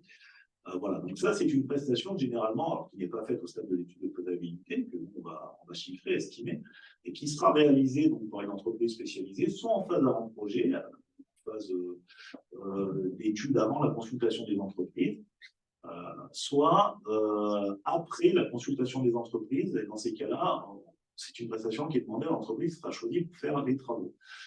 Alors, avant ou après, c'est un vaste débat. Avant, l'avantage, c'est qu'on se sécurise sur l'état des conduits, on n'aura pas de mauvaise surprise à la réalisation. L'inconvénient, c'est qu'on se paye, ou la copropriété paye une étude, sachant que les travaux ne sont pas encore votés. Donc, si les travaux ne sont pas votés, ben c'est un investissement entre guillemets à fond perdu. Et puis, d'un autre côté, donc, les avantages de la première solution sont les inconvénients de l'autre. Et effectivement, si c'est quelque chose qu'on donne à faire à l'entreprise après coup, bah, on peut avoir parfois des surprises. Voilà. Mais en tout cas, c'est une phase préalable qui est vraiment indispensable. Ensuite, en termes de réalisation, les travaux qui vont être faits en terrasse vont consister à donc, réutiliser ces conduits maçonnés. Dans le cas de la copropriété dont on parle, on était sur un système avec de ventilation mécanique basse pression, ce qui signifie qu'on allait avoir sur la terrasse, par montée, un caisson d'extraction avec un réseau raccordé sur chacune de ces souches. Donc, les travaux consistent à percer ces souches, à les carotter, à mettre en place un plénum de raccordement, à venir occulter ici les débouchés de conduits pour aspirer l'air qui vient des logements et évidemment pas l'air qui vient de l'extérieur. Et donc, du coup, avoir cette installation sur nos toitures terrasses, l'alimentation électrique qui correspond, et puis évidemment un système de report d'alarme dans les halls pour indiquer donc, un défaut de fonctionnement de l'extracteur. Vous trouvez ici les différentes prestations un peu plus détaillées. Je ne vais pas rentrer dans tous les détails, ce n'est pas l'objet, je pense. Voilà, donc on a ces travaux-là en toiture terrasse. Et puis, donc, il y a également des travaux dans les sous-sols. Dans les sous-sols, on a des pieds de conduits. Ces conduits avaient souvent des trappes de ramonage en sous-sol pour pouvoir être entretenues. Donc, là aussi, il faut qu'on soit étanche, il faut qu'on aspire dans les logements et pas dans ces sous-sols. Donc, on va venir, du coup, déposer ces trappes occultées de manière étanche dans ces pieds de conduits. Et puis, dans les logements, ce qui va peut-être du coup le plus impacté, qui va être le plus parlant pour les copropriétaires, ça va être une phase de vérification. On vérifie l'absence d'appareil gaz raccordé sur conduit, ça c'est l'entreprise qui va le faire au moment de son passage. On vérifie l'absence de hotte ou d'évacuation de sèche-linge, par exemple, raccordé sur conduit. On va neutraliser les ventilations en façade. Donc, dans le cas dont on parlait, on avait des ventilations basses pour les cuisines. C'est-à-dire que cette grille de ventilation basse, elle va être déposée dans le logement, elle va être occultée, souvent avec une platine d'obturation.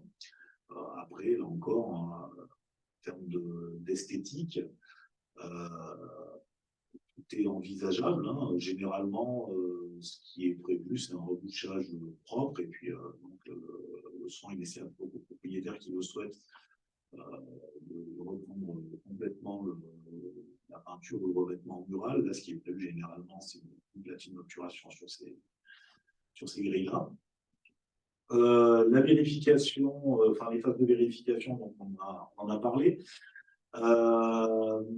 La neutralisation, donc, également des grilles de ventilation basse. Tout à l'heure, on avait la grille de ventilation basse dans le WC. On dépose la grille, on va neutraliser.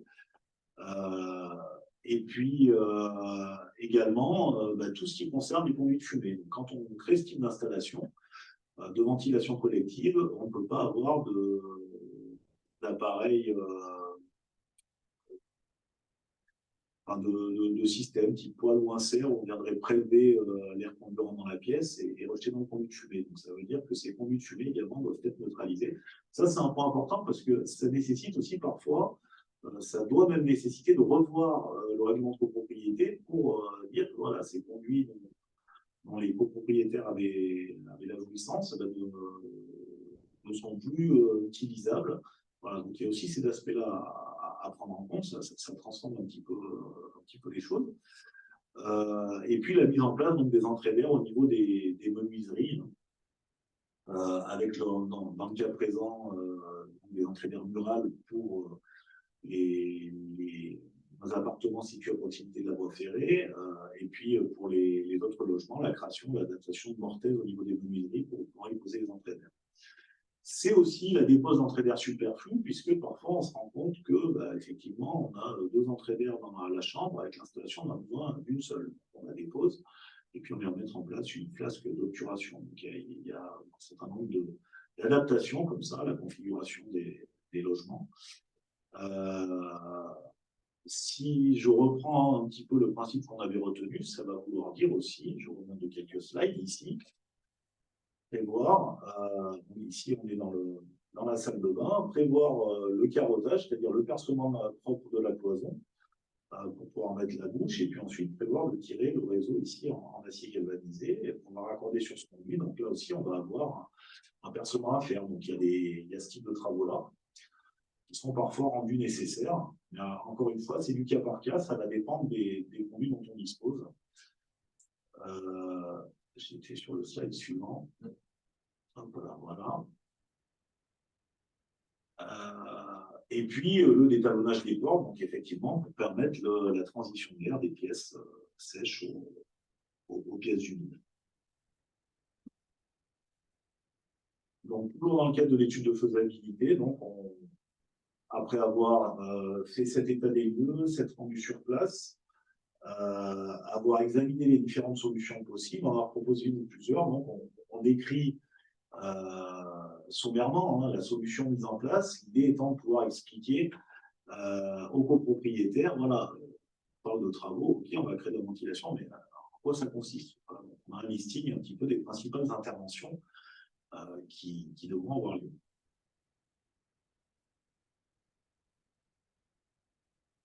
Les travaux induits, parfois, ou les options. Donc, dans le cas présent, on a vu qu'on avait donc des loggias.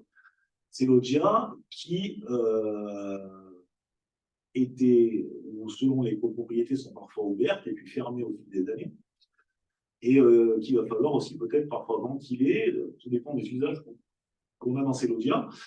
Parfois, on retrouve des appareils type lave-linge, par exemple, mis en place dans ces loggias-là, donc qui génèrent de l'humidité. Des fois, on se dit, on aimerait bien aussi pouvoir les ventiler correctement. Alors, on peut envisager une extraction dans ces loggias.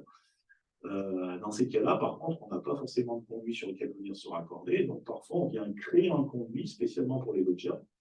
Donc là aussi, si je remonte de quelques images, pour vous expliquer en quoi ça pourrait consister. Alors, loggia ou séchoir, les appellations sont parfois différentes. Dans l'usage, on peut appeler ça une loggia, puis sur les plans de permis de construire, ça s'appellera séchoir. Si on voulait aujourd'hui ventiler cet espace-là, effectivement, difficile de venir chercher un conduit de ventilation, puisque là, on est quand même un petit peu coincé au niveau du bâtiment. Donc, la solution peut être de venir créer un conduit, par exemple, dans un angle ici. Alors là, il faut regarder, bien entendu, que c'est une solution qui puisse être mise en œuvre dans les logements, qu'on n'ait pas d'autres réseaux qui cheminent. On voit beaucoup de choses sur plan, mais on en voit encore plus sur place. Et sur place, on a parfois pas de choses qui peuvent gêner, des boulottes électriques, le réseau de gaz, etc. Donc, dans l'idée, on peut effectivement envisager la création ici d'un conduit d'extraction, qui est généralement, pour ce type de bâtiment, vu la hauteur et les besoins, un conduit en diamètre 160 mm, donc 16 cm, qui va devoir être habillé, parce qu'il y a également des problématiques de réglementation insolite, quand on fait communiquer des niveaux entre eux, donc avec un habillage feu. Donc, ça veut dire, quelque part, prévoir ici un espace de 20 cm par 20 cm pour pouvoir y faire cheminer ce nouveau conduit, venir percer les dalles, et puis jusqu'en terrasse pour pouvoir après venir extraire ce nouveau conduit. Donc, ça, c'est des possibilités également. Là, pour le coup, c'est quelque chose qu'on avait regardé en option dans le cadre de cette étude. Voilà, donc, vous voyez, donc, je vous ai 20 par 20, là pour le coup, on avait pris un peu de mal, mais je suis en 25 par 25. Et puis, ce qui est bien également dans ce type de projet, c'est des fois de prévoir des provisions pour le cheminage des conduits. Donc, comme je vous le disais tout à l'heure, les conduits, il y a une visite caméra qui est faite. On va voir quel est leur état apparent. Est-ce qu'ils ont l'air en bon état? Est-ce qu'on voit des fissures, des éclats? Ce qu'on ne peut pas voir avec la caméra, c'est éventuellement les micro-fuites. Hein, voilà. Donc, on travaille sur la ventilation basse pression pour éviter que ces micro-fuites aient un impact trop important sur le fonctionnement de l'installation, mais il peut arriver qu'on se retrouve avec un débit de fuite trop important et qu'il faille, du coup, donner, on va dire, une seconde jeunesse à ce conduit et en faisant un chemisage. Alors, ça arrive très rarement, mais ça peut arriver. Le chemisage, c'est quoi? Ça veut dire mettre en place un enduit, une résine étanche à l'intérieur du conduit. Alors, c'est pas un tubage, hein, on ne rajoute pas un conduit dans le conduit, mais on vient vraiment mettre en place un enduit ou une résine avec donc un système qui permet de la projeter en partant du bas vers le haut. Et du coup, on vient rendre son étanchéité à ce conduit-là. Généralement, nous, ce qu'on préconise aux copropriétés, c'est quand même de faire chiffrer cette prestation par l'entreprise, hein, de le prévoir pour quelques conduits, et puis si on a besoin de s'en servir, ça a été chiffré, ça a été budgétisé, et puis si on n'a pas besoin de s'en servir, tant mieux. Voilà, c'est ça en moins à payer pour l'installation. Voilà. Donc là, on prévoit toujours quelques conduits à ce niveau. Dans le cadre de l'étude de faisabilité, ensuite, on va estimer les montants de travaux. Alors là, il y a des choses qui sont importantes dans cette estimation de montant de travaux. La première, c'est de savoir qu'est-ce qu'on estime comme montant, de quels travaux on parle, de bien définir les travaux qui sont compris et pas compris dans la prestation. Ici, vous avez par exemple la liste des prestations qui ne sont pas intégrées aux travaux dans le cadre de l'étude que nous avons réalisée. Par exemple, c'était le démontage ou le déplacement des antennes paraboliques présentes sur les sources. Donc là, c'était charge aux copropriétaires concernés de le faire. On précise bien que n'étaient pas compris les travaux de sécurisation des terrasses à demeure, c'est-à-dire que la sécurisation des terrasses pour la réalisation des travaux est prévue, mais dans le cas des travaux, on ne prévoit pas la mise en place de garde-corps, par exemple, sur tout le tour de la terrasse, qui resterait après en place. Si la copropriété souhaite faire réaliser cette prestation, c'est quelque chose de spécifique. On précise également que la mise en accessibilité des grilles de ventilation dans les logements, c'est-à-dire la dépose ou l'adaptation de meubles, ça c'est quelque chose que doivent gérer les copropriétaires suffisamment en avance, mais effectivement, ce n'est pas l'entreprise qui va réaliser les travaux qui va pouvoir déposer, reposer, adapter les meubles. Elle ne voudra pas en prendre la responsabilité, puisque si on dépose et qu'on repose, on n'arrive pas à reposer ou à adapter, qu'est-ce qui se passe, et puis ce n'est pas ton métier, quoi. Donc, ça c'est chaque copropriétaire qui doit le gérer. Là, pour le coup, il y avait également un projet d'isolation thermique par l'extérieur, donc les grilles de ventilation en façade côté extérieur, cette dépose, cette occupation allait être gérée par le façadier. De la même façon, tout ce qui était dépose, des hottes, des évacuations de sèche-linge, des chauffe-eau gaz à tirage naturel. Voilà, donc ça, on précise bien voilà, ce qui est prévu et pas prévu dans le chiffrage, et puis après, s'il y a des choses à réintégrer à la demande de la copropriété, on le fait. Et l'idée, c'est d'être très très clair sur ce qui est prévu et chiffré. De la même façon, tout ce qui était peinture, papier peint, au niveau des parois, des grilles de ventilation étaient neutralisées, évidemment. Je le précisais tout à l'heure, on dépose la grille, on vient occulter avec une plaque d'obturation. Si on demande à l'entreprise de refaire la peinture ou le papier peint du mur, ce n'est pas du tout le même prix, donc ce n'est pas du tout la même prestation. Il faut le préciser. Et du coup, j'en profite.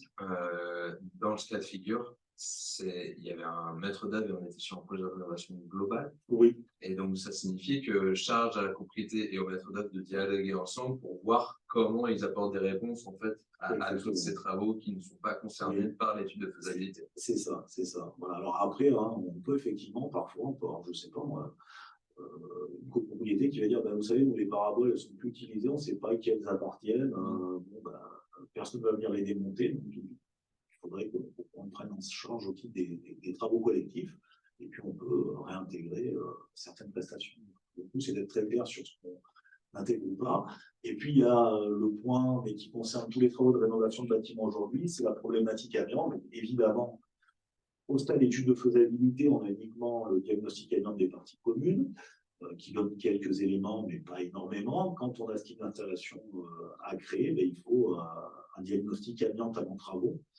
Donc, c'est-à-dire que sur la base de l'étude de faisabilité, la copropriété qui missionne un diagnostiqueur amiante, donc le diagnostiqueur amiante va, sur cette base-là, aller faire un certain nombre d'investigations, de prélèvements, et va déterminer si on est ou non en présence d'amiante et quelle va être l'incidence sur les travaux effectués. Alors, ce n'est pas lui qui va déterminer quelle sera l'incidence, mais en fonction des conclusions de son rapport, s'il y a présence d'amiante, effectivement, ça pourra avoir une incidence sur la nature des travaux effectués, sur leur prix, et ça pourra faire bouger le projet, ça pourra nécessiter éventuellement pour la copropriété de se faire accompagner par un bureau d'études amiante si on a une grosse problématique amiante, pour voir comment on traite cette problématique-là dans le cadre de la création d'installations.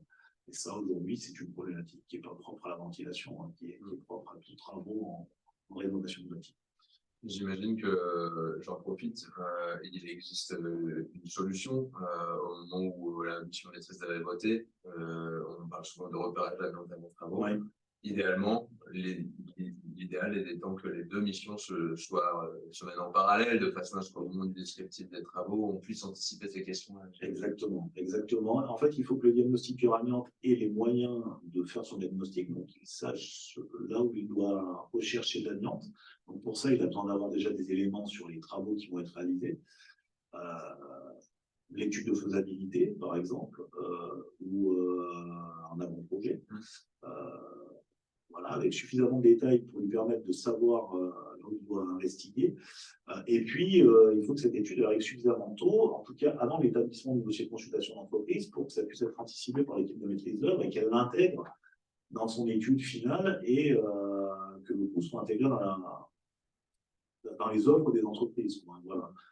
Pour éviter de devoir après reconsulter, malheureusement encore trop souvent, on est amené à faire des dossiers de consultation d'entreprise alors que le rapport amiante, le diagnostic amiante avant travaux n'a pas été réalisé, en précisant en gros en gras sans rapport amiante et en demandant aux entreprises de chiffrer leurs prestations en considérant qu'il n'y a pas d'amiante, en disant ben voilà, on actualisera si par malchance il y a de l'amiante, et après ça complexifie les choses. Alors quand c'est une question de coût, ça complexifie les choses pour la copropriété, mais parfois ça peut même remettre en cause le projet ou la solution technique qui a été retenue, hein, puisque quand on intervient sur si je reprends mon cas de figure de tout à l'heure, je disais ben voilà, on va venir carotter le conduit de ventilation pour venir raccorder la bouche de la salle de bain. S'il se trouve qu'on a de l'amiante au niveau de ce conduit-là, ben on va peut-être se dire ben non, finalement, on ne va pas le carotter, c'est trop compliqué vis-à-vis de la protection des personnes par rapport à cette problématique amiante. On va peut-être plutôt envisager de le créer dans la loggia, là où on n'a pas, et bien se raccorder différemment. Donc ça veut dire que techniquement, les solutions proposées vont être impactées par la présence ou non d'amiante. C'est un impact à la fois technique et puis économique sur l'économie du projet. Donc il y a un réel enjeu à voter un repérage d'amiante en même temps que la mission d'étude et de conception de la maîtrise d'œuvre. D'autant que le repérage amiante en travaux, c'est une responsabilité de maîtrise d'ouvrage. C'est une responsabilité du maître d'œuvre. C'est-à-dire que le maître d'ouvrage a dans ses obligations le fait de faire réaliser ce repérage amiante avant travaux. Le maître d'œuvre a l'obligation de lui dire de le faire, et l'entreprise a l'obligation d'en prendre connaissance et d'intervenir en conséquence. Mais la responsabilité première donc, est bien celle du maître d'ouvrage. Il faut vraiment l'avoir en tête, hein, parce que c'est quelque chose de très, très important. Donc voilà sur le premier exemple. Le deuxième sera plus court. Voilà, donc l'idée c'était de vous dérouler un petit peu le déroulement de l'étude de faisabilité, pardon pour la répétition. Voilà, voir un petit peu comment est-ce que ça se passe. Donc effectivement, il y a quand même une méthode à appliquer. Et puis, j'insiste encore une fois sur l'importance de l'état des lieux, parce qu'on ne fait pas un bon projet si on n'a pas un bon état des lieux. Là, il y a tout un tas de petits pièges à éviter, on va dire. Et il n'y a qu'avec un bon état des lieux on peut les anticiper. Alors, le deuxième exemple, sur lequel je serai un petit peu plus rapide, c'est une copropriété qui comprend un bâtiment de 43 logements avec 4 ou 5 niveaux, 4 montées. Alors, lui qui est pour le coup en chauffage et au chaud de gaz individuel à tirage naturel. Voilà. On est vraiment sur la configuration, la chaudière gaz à tirage naturel raccordée sur Condition.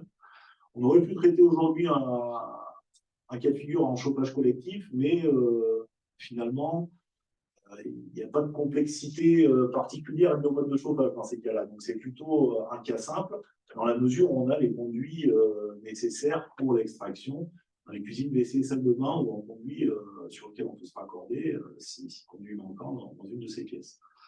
Voilà, donc là, on est sur un cas un petit peu compliqué. Et qui nécessite à la copropriété de se positionner finalement sur le choix d'une solution ou d'une autre. Donc si je reprends le cas de figure, donc on disait 4 montées, 4 ou 5 étages, en chauffage et eau chaude sanitaire par chaudière gaz individuelle, raccordée sur Condition, donc on est sur des chaudières gaz à tirage naturel. Une ventilation là aussi par pièces séparées, avec au niveau des WC une ventilation basse et une ventilation haute par grille sur Condition, donc comme sur l'exemple précédent. Les salles de bain, ventilation par ouverture des fenêtres, et puis la cuisine, alors on est sur des cas qu'on rencontre aussi parfois. Parfois, on avait uniquement un conduit en cuisine qui était un conduit de fumée. Et puis là, pour le coup, on avait un conduit de fumée en cuisine qui est un conduit shunt, mais également un deuxième conduit de ventilation haute dans la cuisine. Une ventilation basse par grille en façade, et puis les chambres et séjours en ventilation par ouverture des fenêtres. Donc là, qu'est-ce qui va conditionner le choix? Ça va être ce qu'on décide de faire ou pas par rapport à ces chaudières gaz à tirage naturel. Donc il y a deux options. Et donc ces deux options vont être présentées dans l'étude de faisabilité. Ouais. Au moment de la phase de conception, on va attendre que la propriété se positionne pour rédiger un descriptif en fonction de ce que préfère retenir la propriété sur la base de l'estimatif, des contraintes, de l'état des lieux, tout ce qui apparaît dans cette étude de faisabilité. C'est tout à fait ça. Donc, dans l'étude de faisabilité, on va étudier les deux solutions, et puis après, effectivement, on présentera bien, s'attachant à présenter les avantages et inconvénients. Et puis ensuite, on demandera à la copropriété de se positionner sur la solution retenue pour l'établissement du dossier de consultation des entreprises. Alors, si on parle un petit peu avantages et inconvénients, si finalement la décision est prise de ne pas remplacer les chaudières, alors quel est l'avantage? Effectivement, c'est qu'on a un coût d'investissement qui va être moindre, puisqu'on a uniquement l'installation de ventilation et pas le remplacement des chaudières. C'est à peu près le seul avantage. Les inconvénients sont les suivants. Le premier, c'est qu'on est très très limité techniquement. Pourquoi? Tout simplement parce que il faut savoir qu'aujourd'hui, il n'existe que deux systèmes proposés par deux fabricants. Un système avec des tourelles d'extraction, qui est plutôt sur l'assistance à la ventilation. Donc, on parlait tout à l'heure de la ventilation naturelle assistée ou la ventilation naturelle hybride. Bon, après, il y a un certain nombre de commerciaux, mais pour dire que finalement, ce sont des systèmes d'assistance à la ventilation naturelle. Donc là, il y a des systèmes, on va dire, qui sont un petit peu comparables pour l'évacuation des produits de combustion. Mais système donc proposé par un fabricant pour la solution tourelle et un seul fabricant propose un système avec une solution en caisson d'extraction. On n'est pas sur de la VMC gaz, mais on est vraiment sur des solutions proposées en réutilisant les conduits maçonnés existants. Donc voilà, on se limite à deux fabricants. Problème de potentielle mise en concurrence et de dépendance aux fabricants retenus, c'est ce qu'on précise ici, tout en bas de la slide. Voilà, donc on est quand même un petit peu contraint par un seul fabricant. La seconde problématique, elle est liée en fait aux chaudières dont on parle, c'est-à-dire que les chaudières gaz à tirage naturel raccordées sur conduit, ce sont des chaudières qui sont aujourd'hui en voie de disparition. En voie de disparition depuis quand? Depuis la mise en application d'une directive européenne, la directive éco-conception, dont la mise en application a commencé en 2015, qui impose un rendement minimal aux chaudières et un seuil d'émission à ne pas dépasser. Ce rendement minimal ne peut pas être atteint avec des chaudières classiques basse température, à tirage atmosphérique. Il peut être atteint avec des chaudières nouvelle génération, on va dire des chaudières à condensation, Ce sont des chaudières avec lesquelles on va récupérer une partie de l'énergie qui s'échappe au niveau des fumées. Hein. On va condenser ces fumées pour récupérer la chaleur. Et le problème, c'est que ce type de chaudière-là ne peut pas être mis en place sur des conduits maçonnés, puisque on a donc un ruissellement qui se fait, ce qu'on appelle les condensats. Et c'est la vapeur d'eau condensée qui ruisselle, qui est évacuée. Sauf que sur des conduits maçonnés, ça dégrade le conduit et c'est strictement interdit. Donc, les chaudières à condensation ne peuvent pas être raccordées sur des conduits à tirage naturel. Alors, le législateur s'est rendu compte qu'il y avait quelques millions de logements dans lesquels on avait des chaudières gaz à tirage naturel qui étaient installés en France notamment, et pour lesquels on n'avait pas de solution simple pour passer à autre chose. Donc, il y a aujourd'hui une exception réglementaire qui dit, dans le cas où des chaudières basse température classiques sont présentes, on a le droit de remplacer ces chaudières par des modèles qui ont été développés par les fabricants, qui sont des modèles qu'on appelle NOx. Donc, les NOx, c'est des oxydes d'azote, c'est un polluant.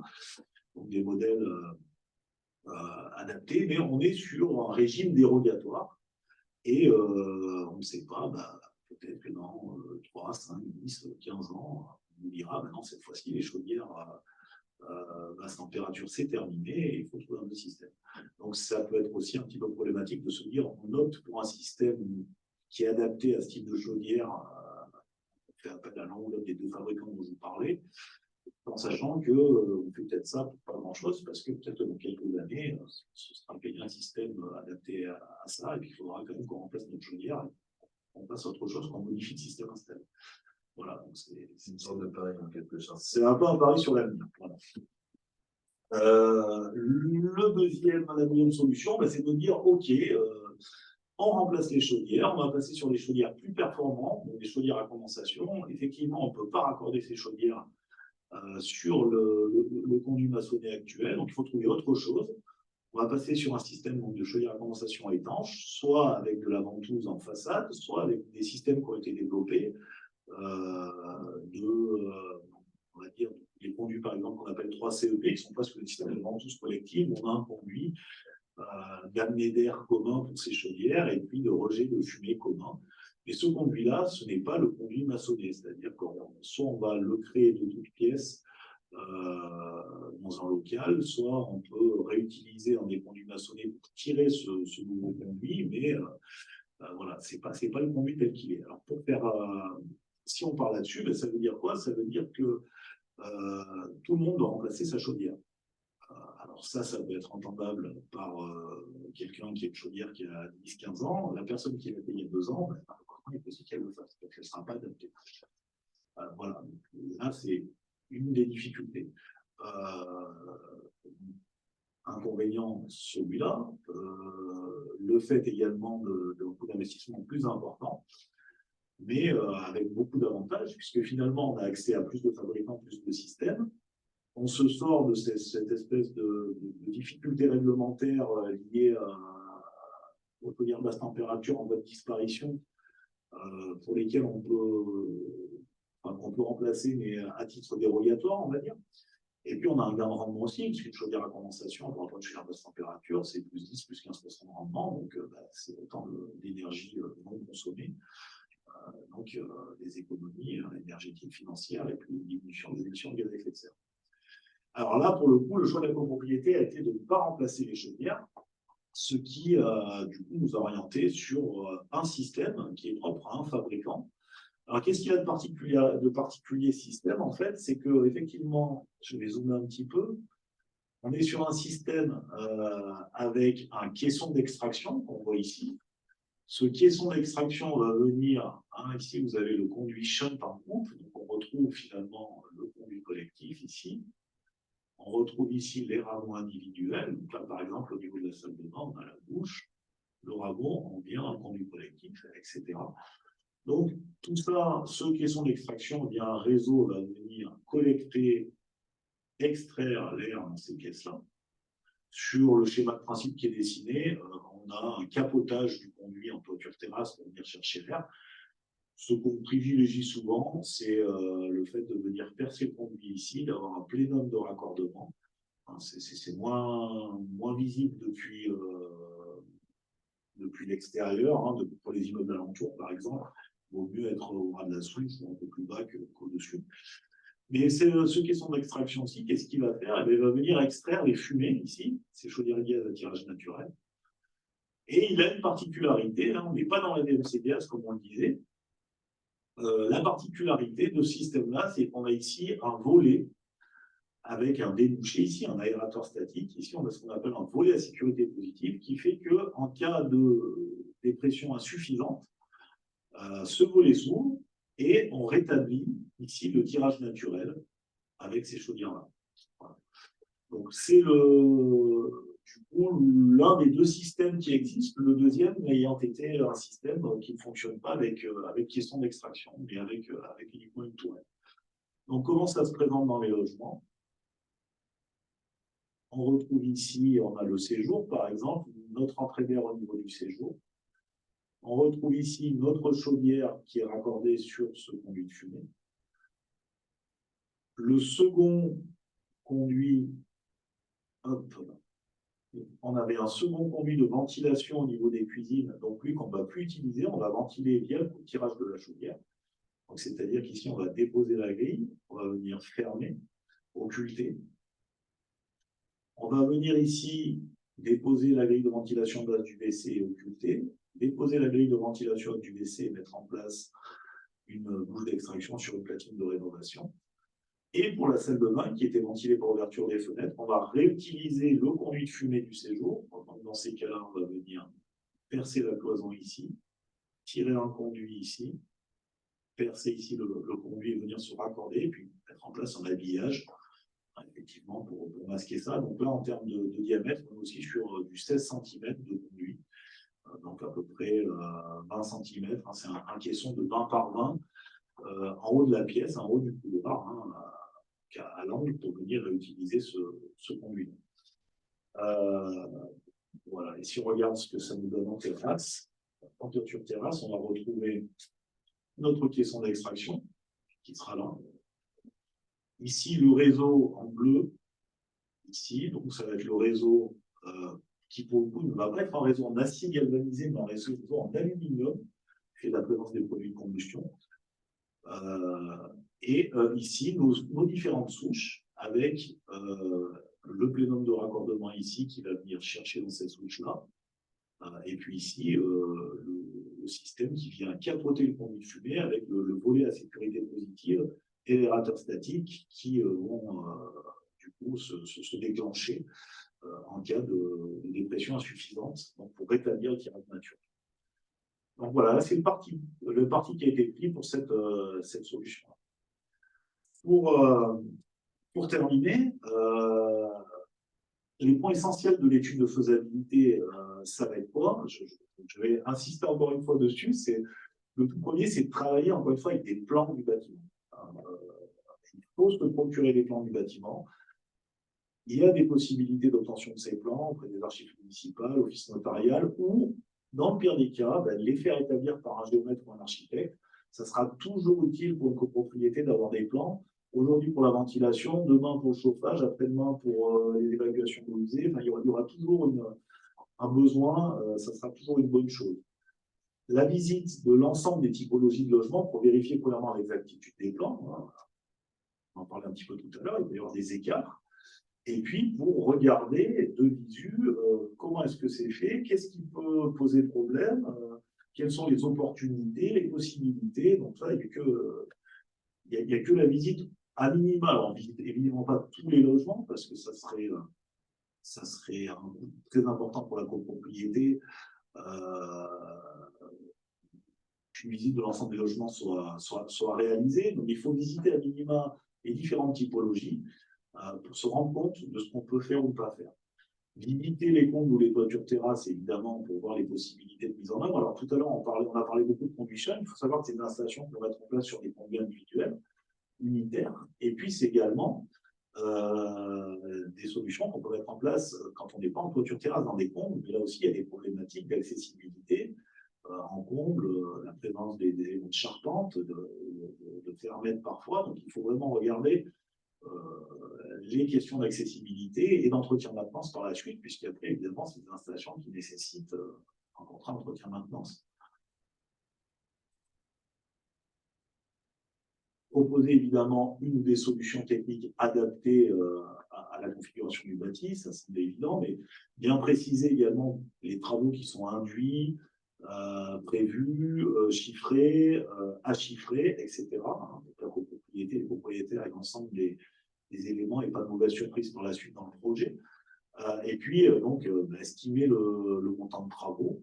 Voilà. L'objectif final étant de donner vraiment au maître d'ouvrage une vision d'ensemble du projet, des possibilités, des contraintes, pour pouvoir décider ou pas d'aller plus loin suite à cette étude de faisabilité, partir sur une. Voilà, je vous remercie. Merci beaucoup Sébastien.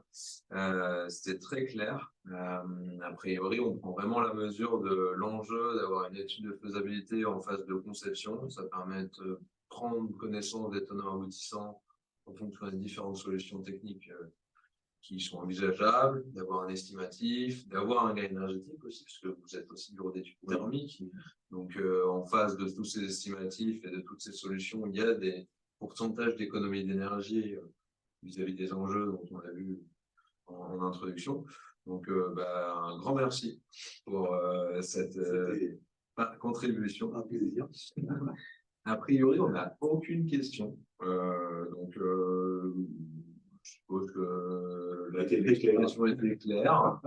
A priori, ça fait déjà 1h45 qu'on est ensemble également, donc ça commence peut-être à faire un petit peu long. En tout cas, pour rappel, merci à toutes et à tous de votre participation et de votre présence. Alors on a une question. Il fallait demander. Ouais, exactement. Alors, on précise juste qu'on a réservé jusqu'à 20h. Donc, on va essayer de prendre les questions. Mais donc, dans le cadre d'un ravalement de façade avec isolation, avec accompagnement et du dispositif mur-mur, quand est-ce qu'il faut prendre en compte cette problématique de ventilation? Alors, ça fait un peu écho à ce que l'on disait tout à l'heure.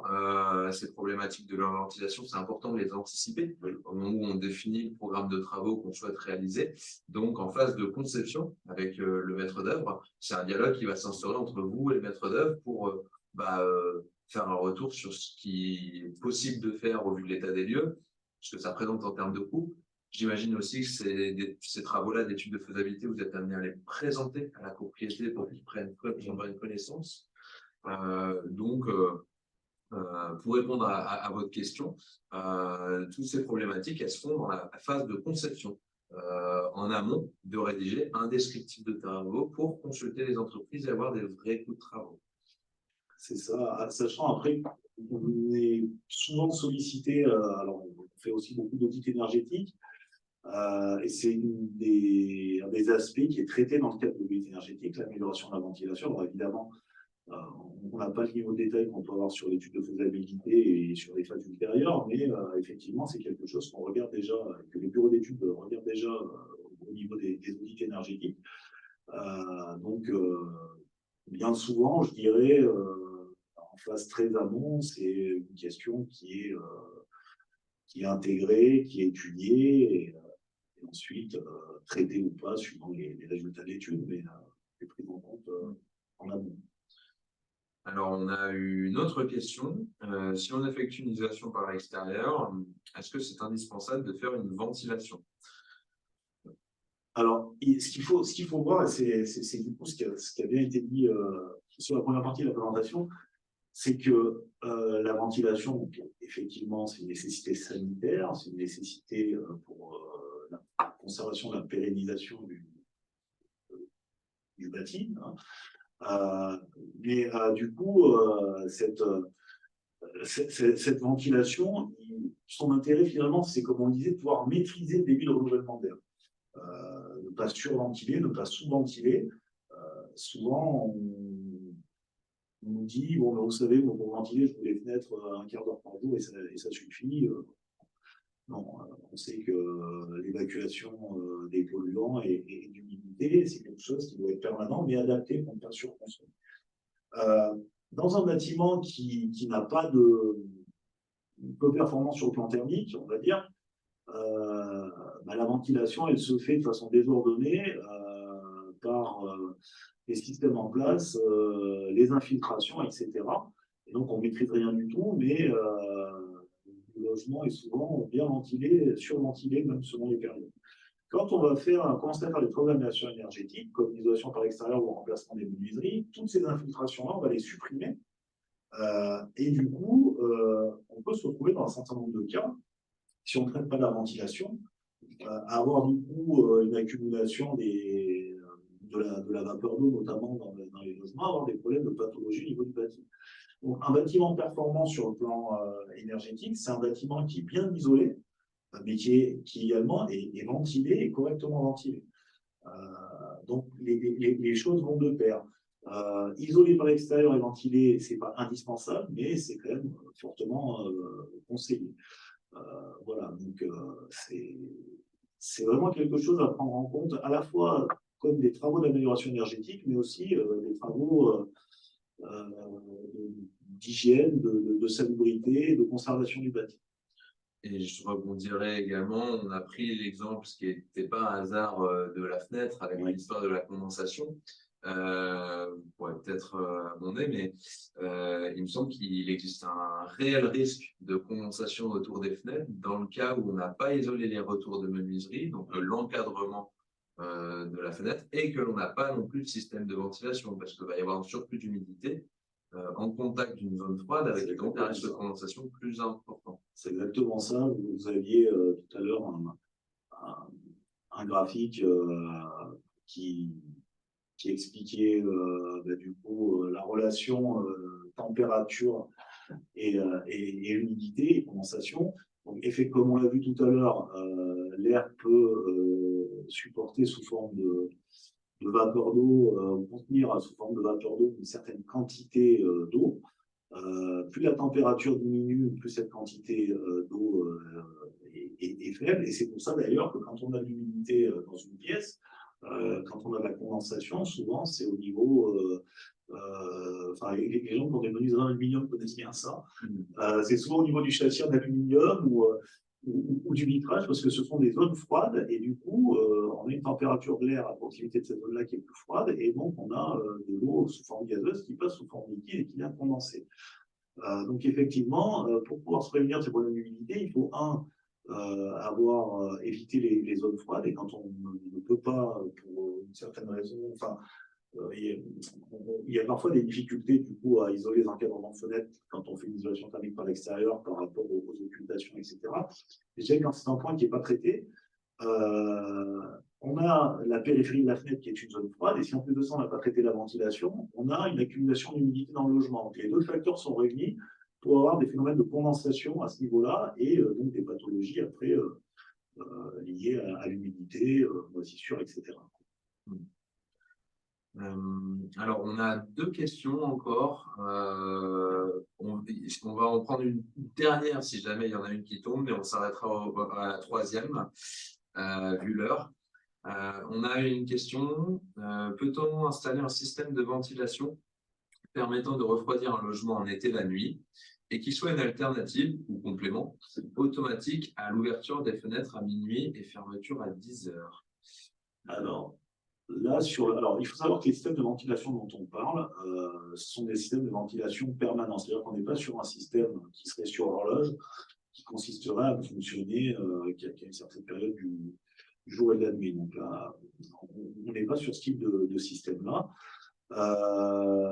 Après, j'imagine que sur le plan de la question, c'est une question de confort d'été, en se disant on aimerait bien pouvoir ventiler, rafraîchir uniquement la nuit et puis éviter d'avoir trop de renouvellement d'air en journée. Mais malheureusement, ce n'est pas forcément quelque chose qu'on peut faire. Le renouvellement d'air, on en a besoin à partir du moment où on est présent, qu'on soit présent de jour ou de nuit. Alors, il faut savoir que les systèmes, un système qui peut par exemple répondre un petit peu à ça, c'est les systèmes hygro-réglables qui deviennent la norme, à opposer au système autoréglable. Donc le système autoréglable, c'est un système où on va fonctionner à débit constant On a éventuellement un système de passage en grande vitesse avec une tirette dans la cuisine ou dans le WC, mais sinon, on fonctionne toujours sur un débit constant. Le système hydro-réglable, en fait, il va moduler le débit d'air extrait en fonction de l'humidité présente dans la pièce, donc en fonction finalement de son occupation. Donc effectivement, sur ce type de système-là, on peut moduler le débit d'air en fonction de l'occupation et des besoins, ce qui peut permettre, si on est absent la journée, par exemple, d'avoir un débit d'air, de renouvellement d'air qui va être minimal, qui permet quand même d'évacuer les polluants qu'on va produire avec toutes les sources dont on parlait tout à l'heure, mais qui va éviter d'avoir trop d'air chaud qui va rentrer en été et en journée. Voilà. Mais après, on est sur un système de ventilation permanente. Après, le système de ventilation n'est pas un système de climatisation, on ne traite pas l'air, on ne le refroidit pas, donc l'air qui rentre est l'air qui est à la masse. Une température d'air extérieure. La question sous-jacente, si je comprends les compléments de questions, touche pas mal à la ventilation nocturne pour décharger la chaleur liée au surchauffe estival. Bien préciser que aujourd'hui, il n'existe pas de solution à l'échelle d'un équipement qui permet d'assurer le renouvellement d'air. On est sur deux objectifs différents. On a l'objectif de la ventilation dont on parle depuis ce soir, qui consiste à assurer un renouvellement d'air sanitaire et aussi pour éviter les pathologies liées au bâtiment. Et puis, il y a l'autre renouvellement d'air qui est nocturne pour essayer de décharger la chaleur. Celui-là, en fait, la meilleure solution que vous aurez sera toujours d'ouvrir les fenêtres la nuit, d'ouvrir les volets. Et aujourd'hui, il n'existe pas de système automatisé qui permet cette solution-là en copropriété, en tout cas. Alors, je dirais pas à ma connaissance, où il y a peut-être des choses qui existent, mais qui ne sont pas des systèmes démocratisés mis en place de façon classique. Et effectivement, oui, il faut savoir en plus que l'air n'est pas un très bon vecteur de chaleur, voilà, par rapport à l'eau. Donc, il faut faire passer un débit d'air très, très, très conséquent pour évacuer de la chaleur. Ce qui fait effectivement, je rejoins ce qui est dit, la meilleure solution en été, alors après, on parlait d'inconvénients, le bruit, etc. Et c'est vrai que pour un renouvellement d'air conséquent au niveau nocturne, la meilleure solution, ça reste l'ouverture des fenêtres. Vous aurez un débit de renouvellement d'air beaucoup plus conséquent que ce qui est prévu avec l'installation DMC. Il faut savoir qu'il y a pas forcément dans la copropriété, mais souvent dans les bâtiments tertiaires, parfois des systèmes qu'on appelle de surventilation nocturne. Ce sont des systèmes qui obligent en fait à surdimensionner les réseaux pour faire passer plus d'air et qui obligent également à surdimensionner les extracteurs avec une efficacité qui est somme toute très très relative pour la raison qu'on évoquait. Donc le vecteur R est un vecteur qui n'est pas très performant pour ça. Donc non, sur la problématique de confort d'été, effectivement, ventiler la nuit, oui, alors ça c'est manuel. Et puis se prémunir au maximum des apports solaires en gérant bien justement les occultations en journée. Et puis quand on remplace des fenêtres également, il y a un élément qui est important qui s'appelle le facteur solaire de la fenêtre. Et si on veut privilégier, on va dire, le confort d'été, avoir des menuiseries avec un facteur solaire qui est faible, c'est-à-dire une faible quantité de chaleur, de radiation qui va passer au niveau de la menuiserie. Oui, et la surventilation nocturne, c'est une solution qui est retenue et favorisée pour des bâtiments dans le tertiaire qui ont des problématiques d'intrusion, c'est-à-dire qu'on ne peut pas se permettre d'ouvrir les fenêtres pour décharger la nuit. On est quand même sur une solution moins efficiente que l'ouverture des fenêtres complètes pour essayer de décharger. Complètement. Voilà, tout en sachant que là, on est sur des systèmes conçus pour fonctionner avec les conduits présents en place dans les bâtiments, et que ces conduits, de toute façon, ne seraient pas du tout dimensionnés pour faire de la surventilation. Bien sûr. Ça représenterait un investissement plus coûteux, plus onéreux pour une efficacité qui est moins importante que l'ouverture des fenêtres manuelles. Complètement. Ok. Donc, une dernière question. Si certains propriétaires ont déjà installé un système de VMC, entre parenthèses ballon thermodynamique sur VMC, devra-t-il le déposer pour se conformer au choix de la copropriété? Alors, d'un point de vue technique, après, d'un point de vue juridique, j'aurais du mal à répondre, on va dire, ou réglementaire. D'un point de vue technique, effectivement, dès lors qu'on crée une installation collective, c'est une installation collective qui est prévue pour tout le monde. C'est-à-dire que si les gens individuellement créent une installation de VMC, il faudra, dans ces cas-là, la supprimer, sauf si l'installation n'avait aucune incidence avec le reste de l'installation collective et que la copropriété décide d'accepter cette situation-là. Mais après, on rentre plutôt sur des aspects, on va dire, réglementaires, de règlement de copropriété, etc., qui sont au-delà de mon champ de compétences. Et en tout cas, généralement, oui, effectivement, on est sur des installations qui vont concerner tout le monde. C'est-à-dire qu'il va y avoir des travaux ou des adaptations à faire dans les logements. Alors, par exemple, on incite dans le VMC individuel, ça va être de la supprimer, de passer sur la VMC collective. Là où ailleurs, ça pourrait être de voir effectivement déposer le meuble d'eau qu'on a mis en place dans le WC parce qu'il est devant la grille et que ça empêche de mettre en place la couche d'extraction. Voilà, il y a quand même des choses. Tout ne se règle pas au niveau des parties communes. Hein. On intervient dans les parties privatives, donc il y a un certain nombre des fois d'aménagement, d'adaptation propre à chaque logement. Oui. Là, on est vraiment sur une situation particulière qui va gérer au cas par cas. Oui, c'est ça. En soi, techniquement, ça pourrait s'envisager que le système individuel soit maintenu et que la propriété bénéficie d'un système collectif. Oui. Mais on est vraiment sur le cas par cas, Oui, l'entente au sein de la propriété. Techniquement, il n'y a pas de bonne ou de mauvaise non, réponse. après, voilà, à partir du moment où le système en place déjà respecte les exigences réglementaires, hein, tout va dépendre de. Il y a des exigences, par exemple, par rapport au rejet, ou si tu le rejet de la VMC, il y a des exigences s'il y a la présence ou pas d'appareil de chauffage à tirage naturel. Et donc voilà, c'est vraiment un examen à faire, je dirais, au cas par cas. Et puis après, une décision, si le système est viable seul en tant que tel, détaché du système de ventilation de la copropriété, que la copropriété l'accepte, son règlement le permet, dans ces cas-là, il n'y a pas de communication. Et puis, ce qui est bien de préciser aujourd'hui aussi, c'est qu'on a présenté 2 études de faisabilité qui sont essentiellement basées sur des copropriétés des 30 glorieuses. Ouais. Aujourd'hui, sur le patrimoine de Grenoble, on a un parc immobilier qui est pas mal, assez construit avant-guerre, qui ne correspond pas exactement aux mêmes facilités qu'on a vues aujourd'hui. D'où l'intérêt de faire une étude de faisabilité. Là, ça prend d'autant plus son sens, faire l'état des lieux, proposer des solutions techniques qui soient adaptées de façon collective, etc. etc. Donc peut-être que là, en l'occurrence, ça va être du cas par cas, et en l'occurrence, peut-être que c'est une construction avant-guerre qui nécessite une réelle encore étude de faisabilité, d'où l'importance de faire ce travail d'ingénierie. Tout à fait. Voilà. Écoutez, il est 20h. Je vous propose qu'on en reste là. On reviendra vers vous par mail avec le support de présentation et également avec le lien du webinaire dès lors qui sera en ligne. Encore un grand merci pour votre participation et votre présence. N'hésitez pas, si vous avez des questions en lien avec ce que vous avez vu ce soir, à vous retourner vers votre chargé de mission qui assure l'accompagnement. Merci encore, Sébastien, pour votre présence. C'était très riche.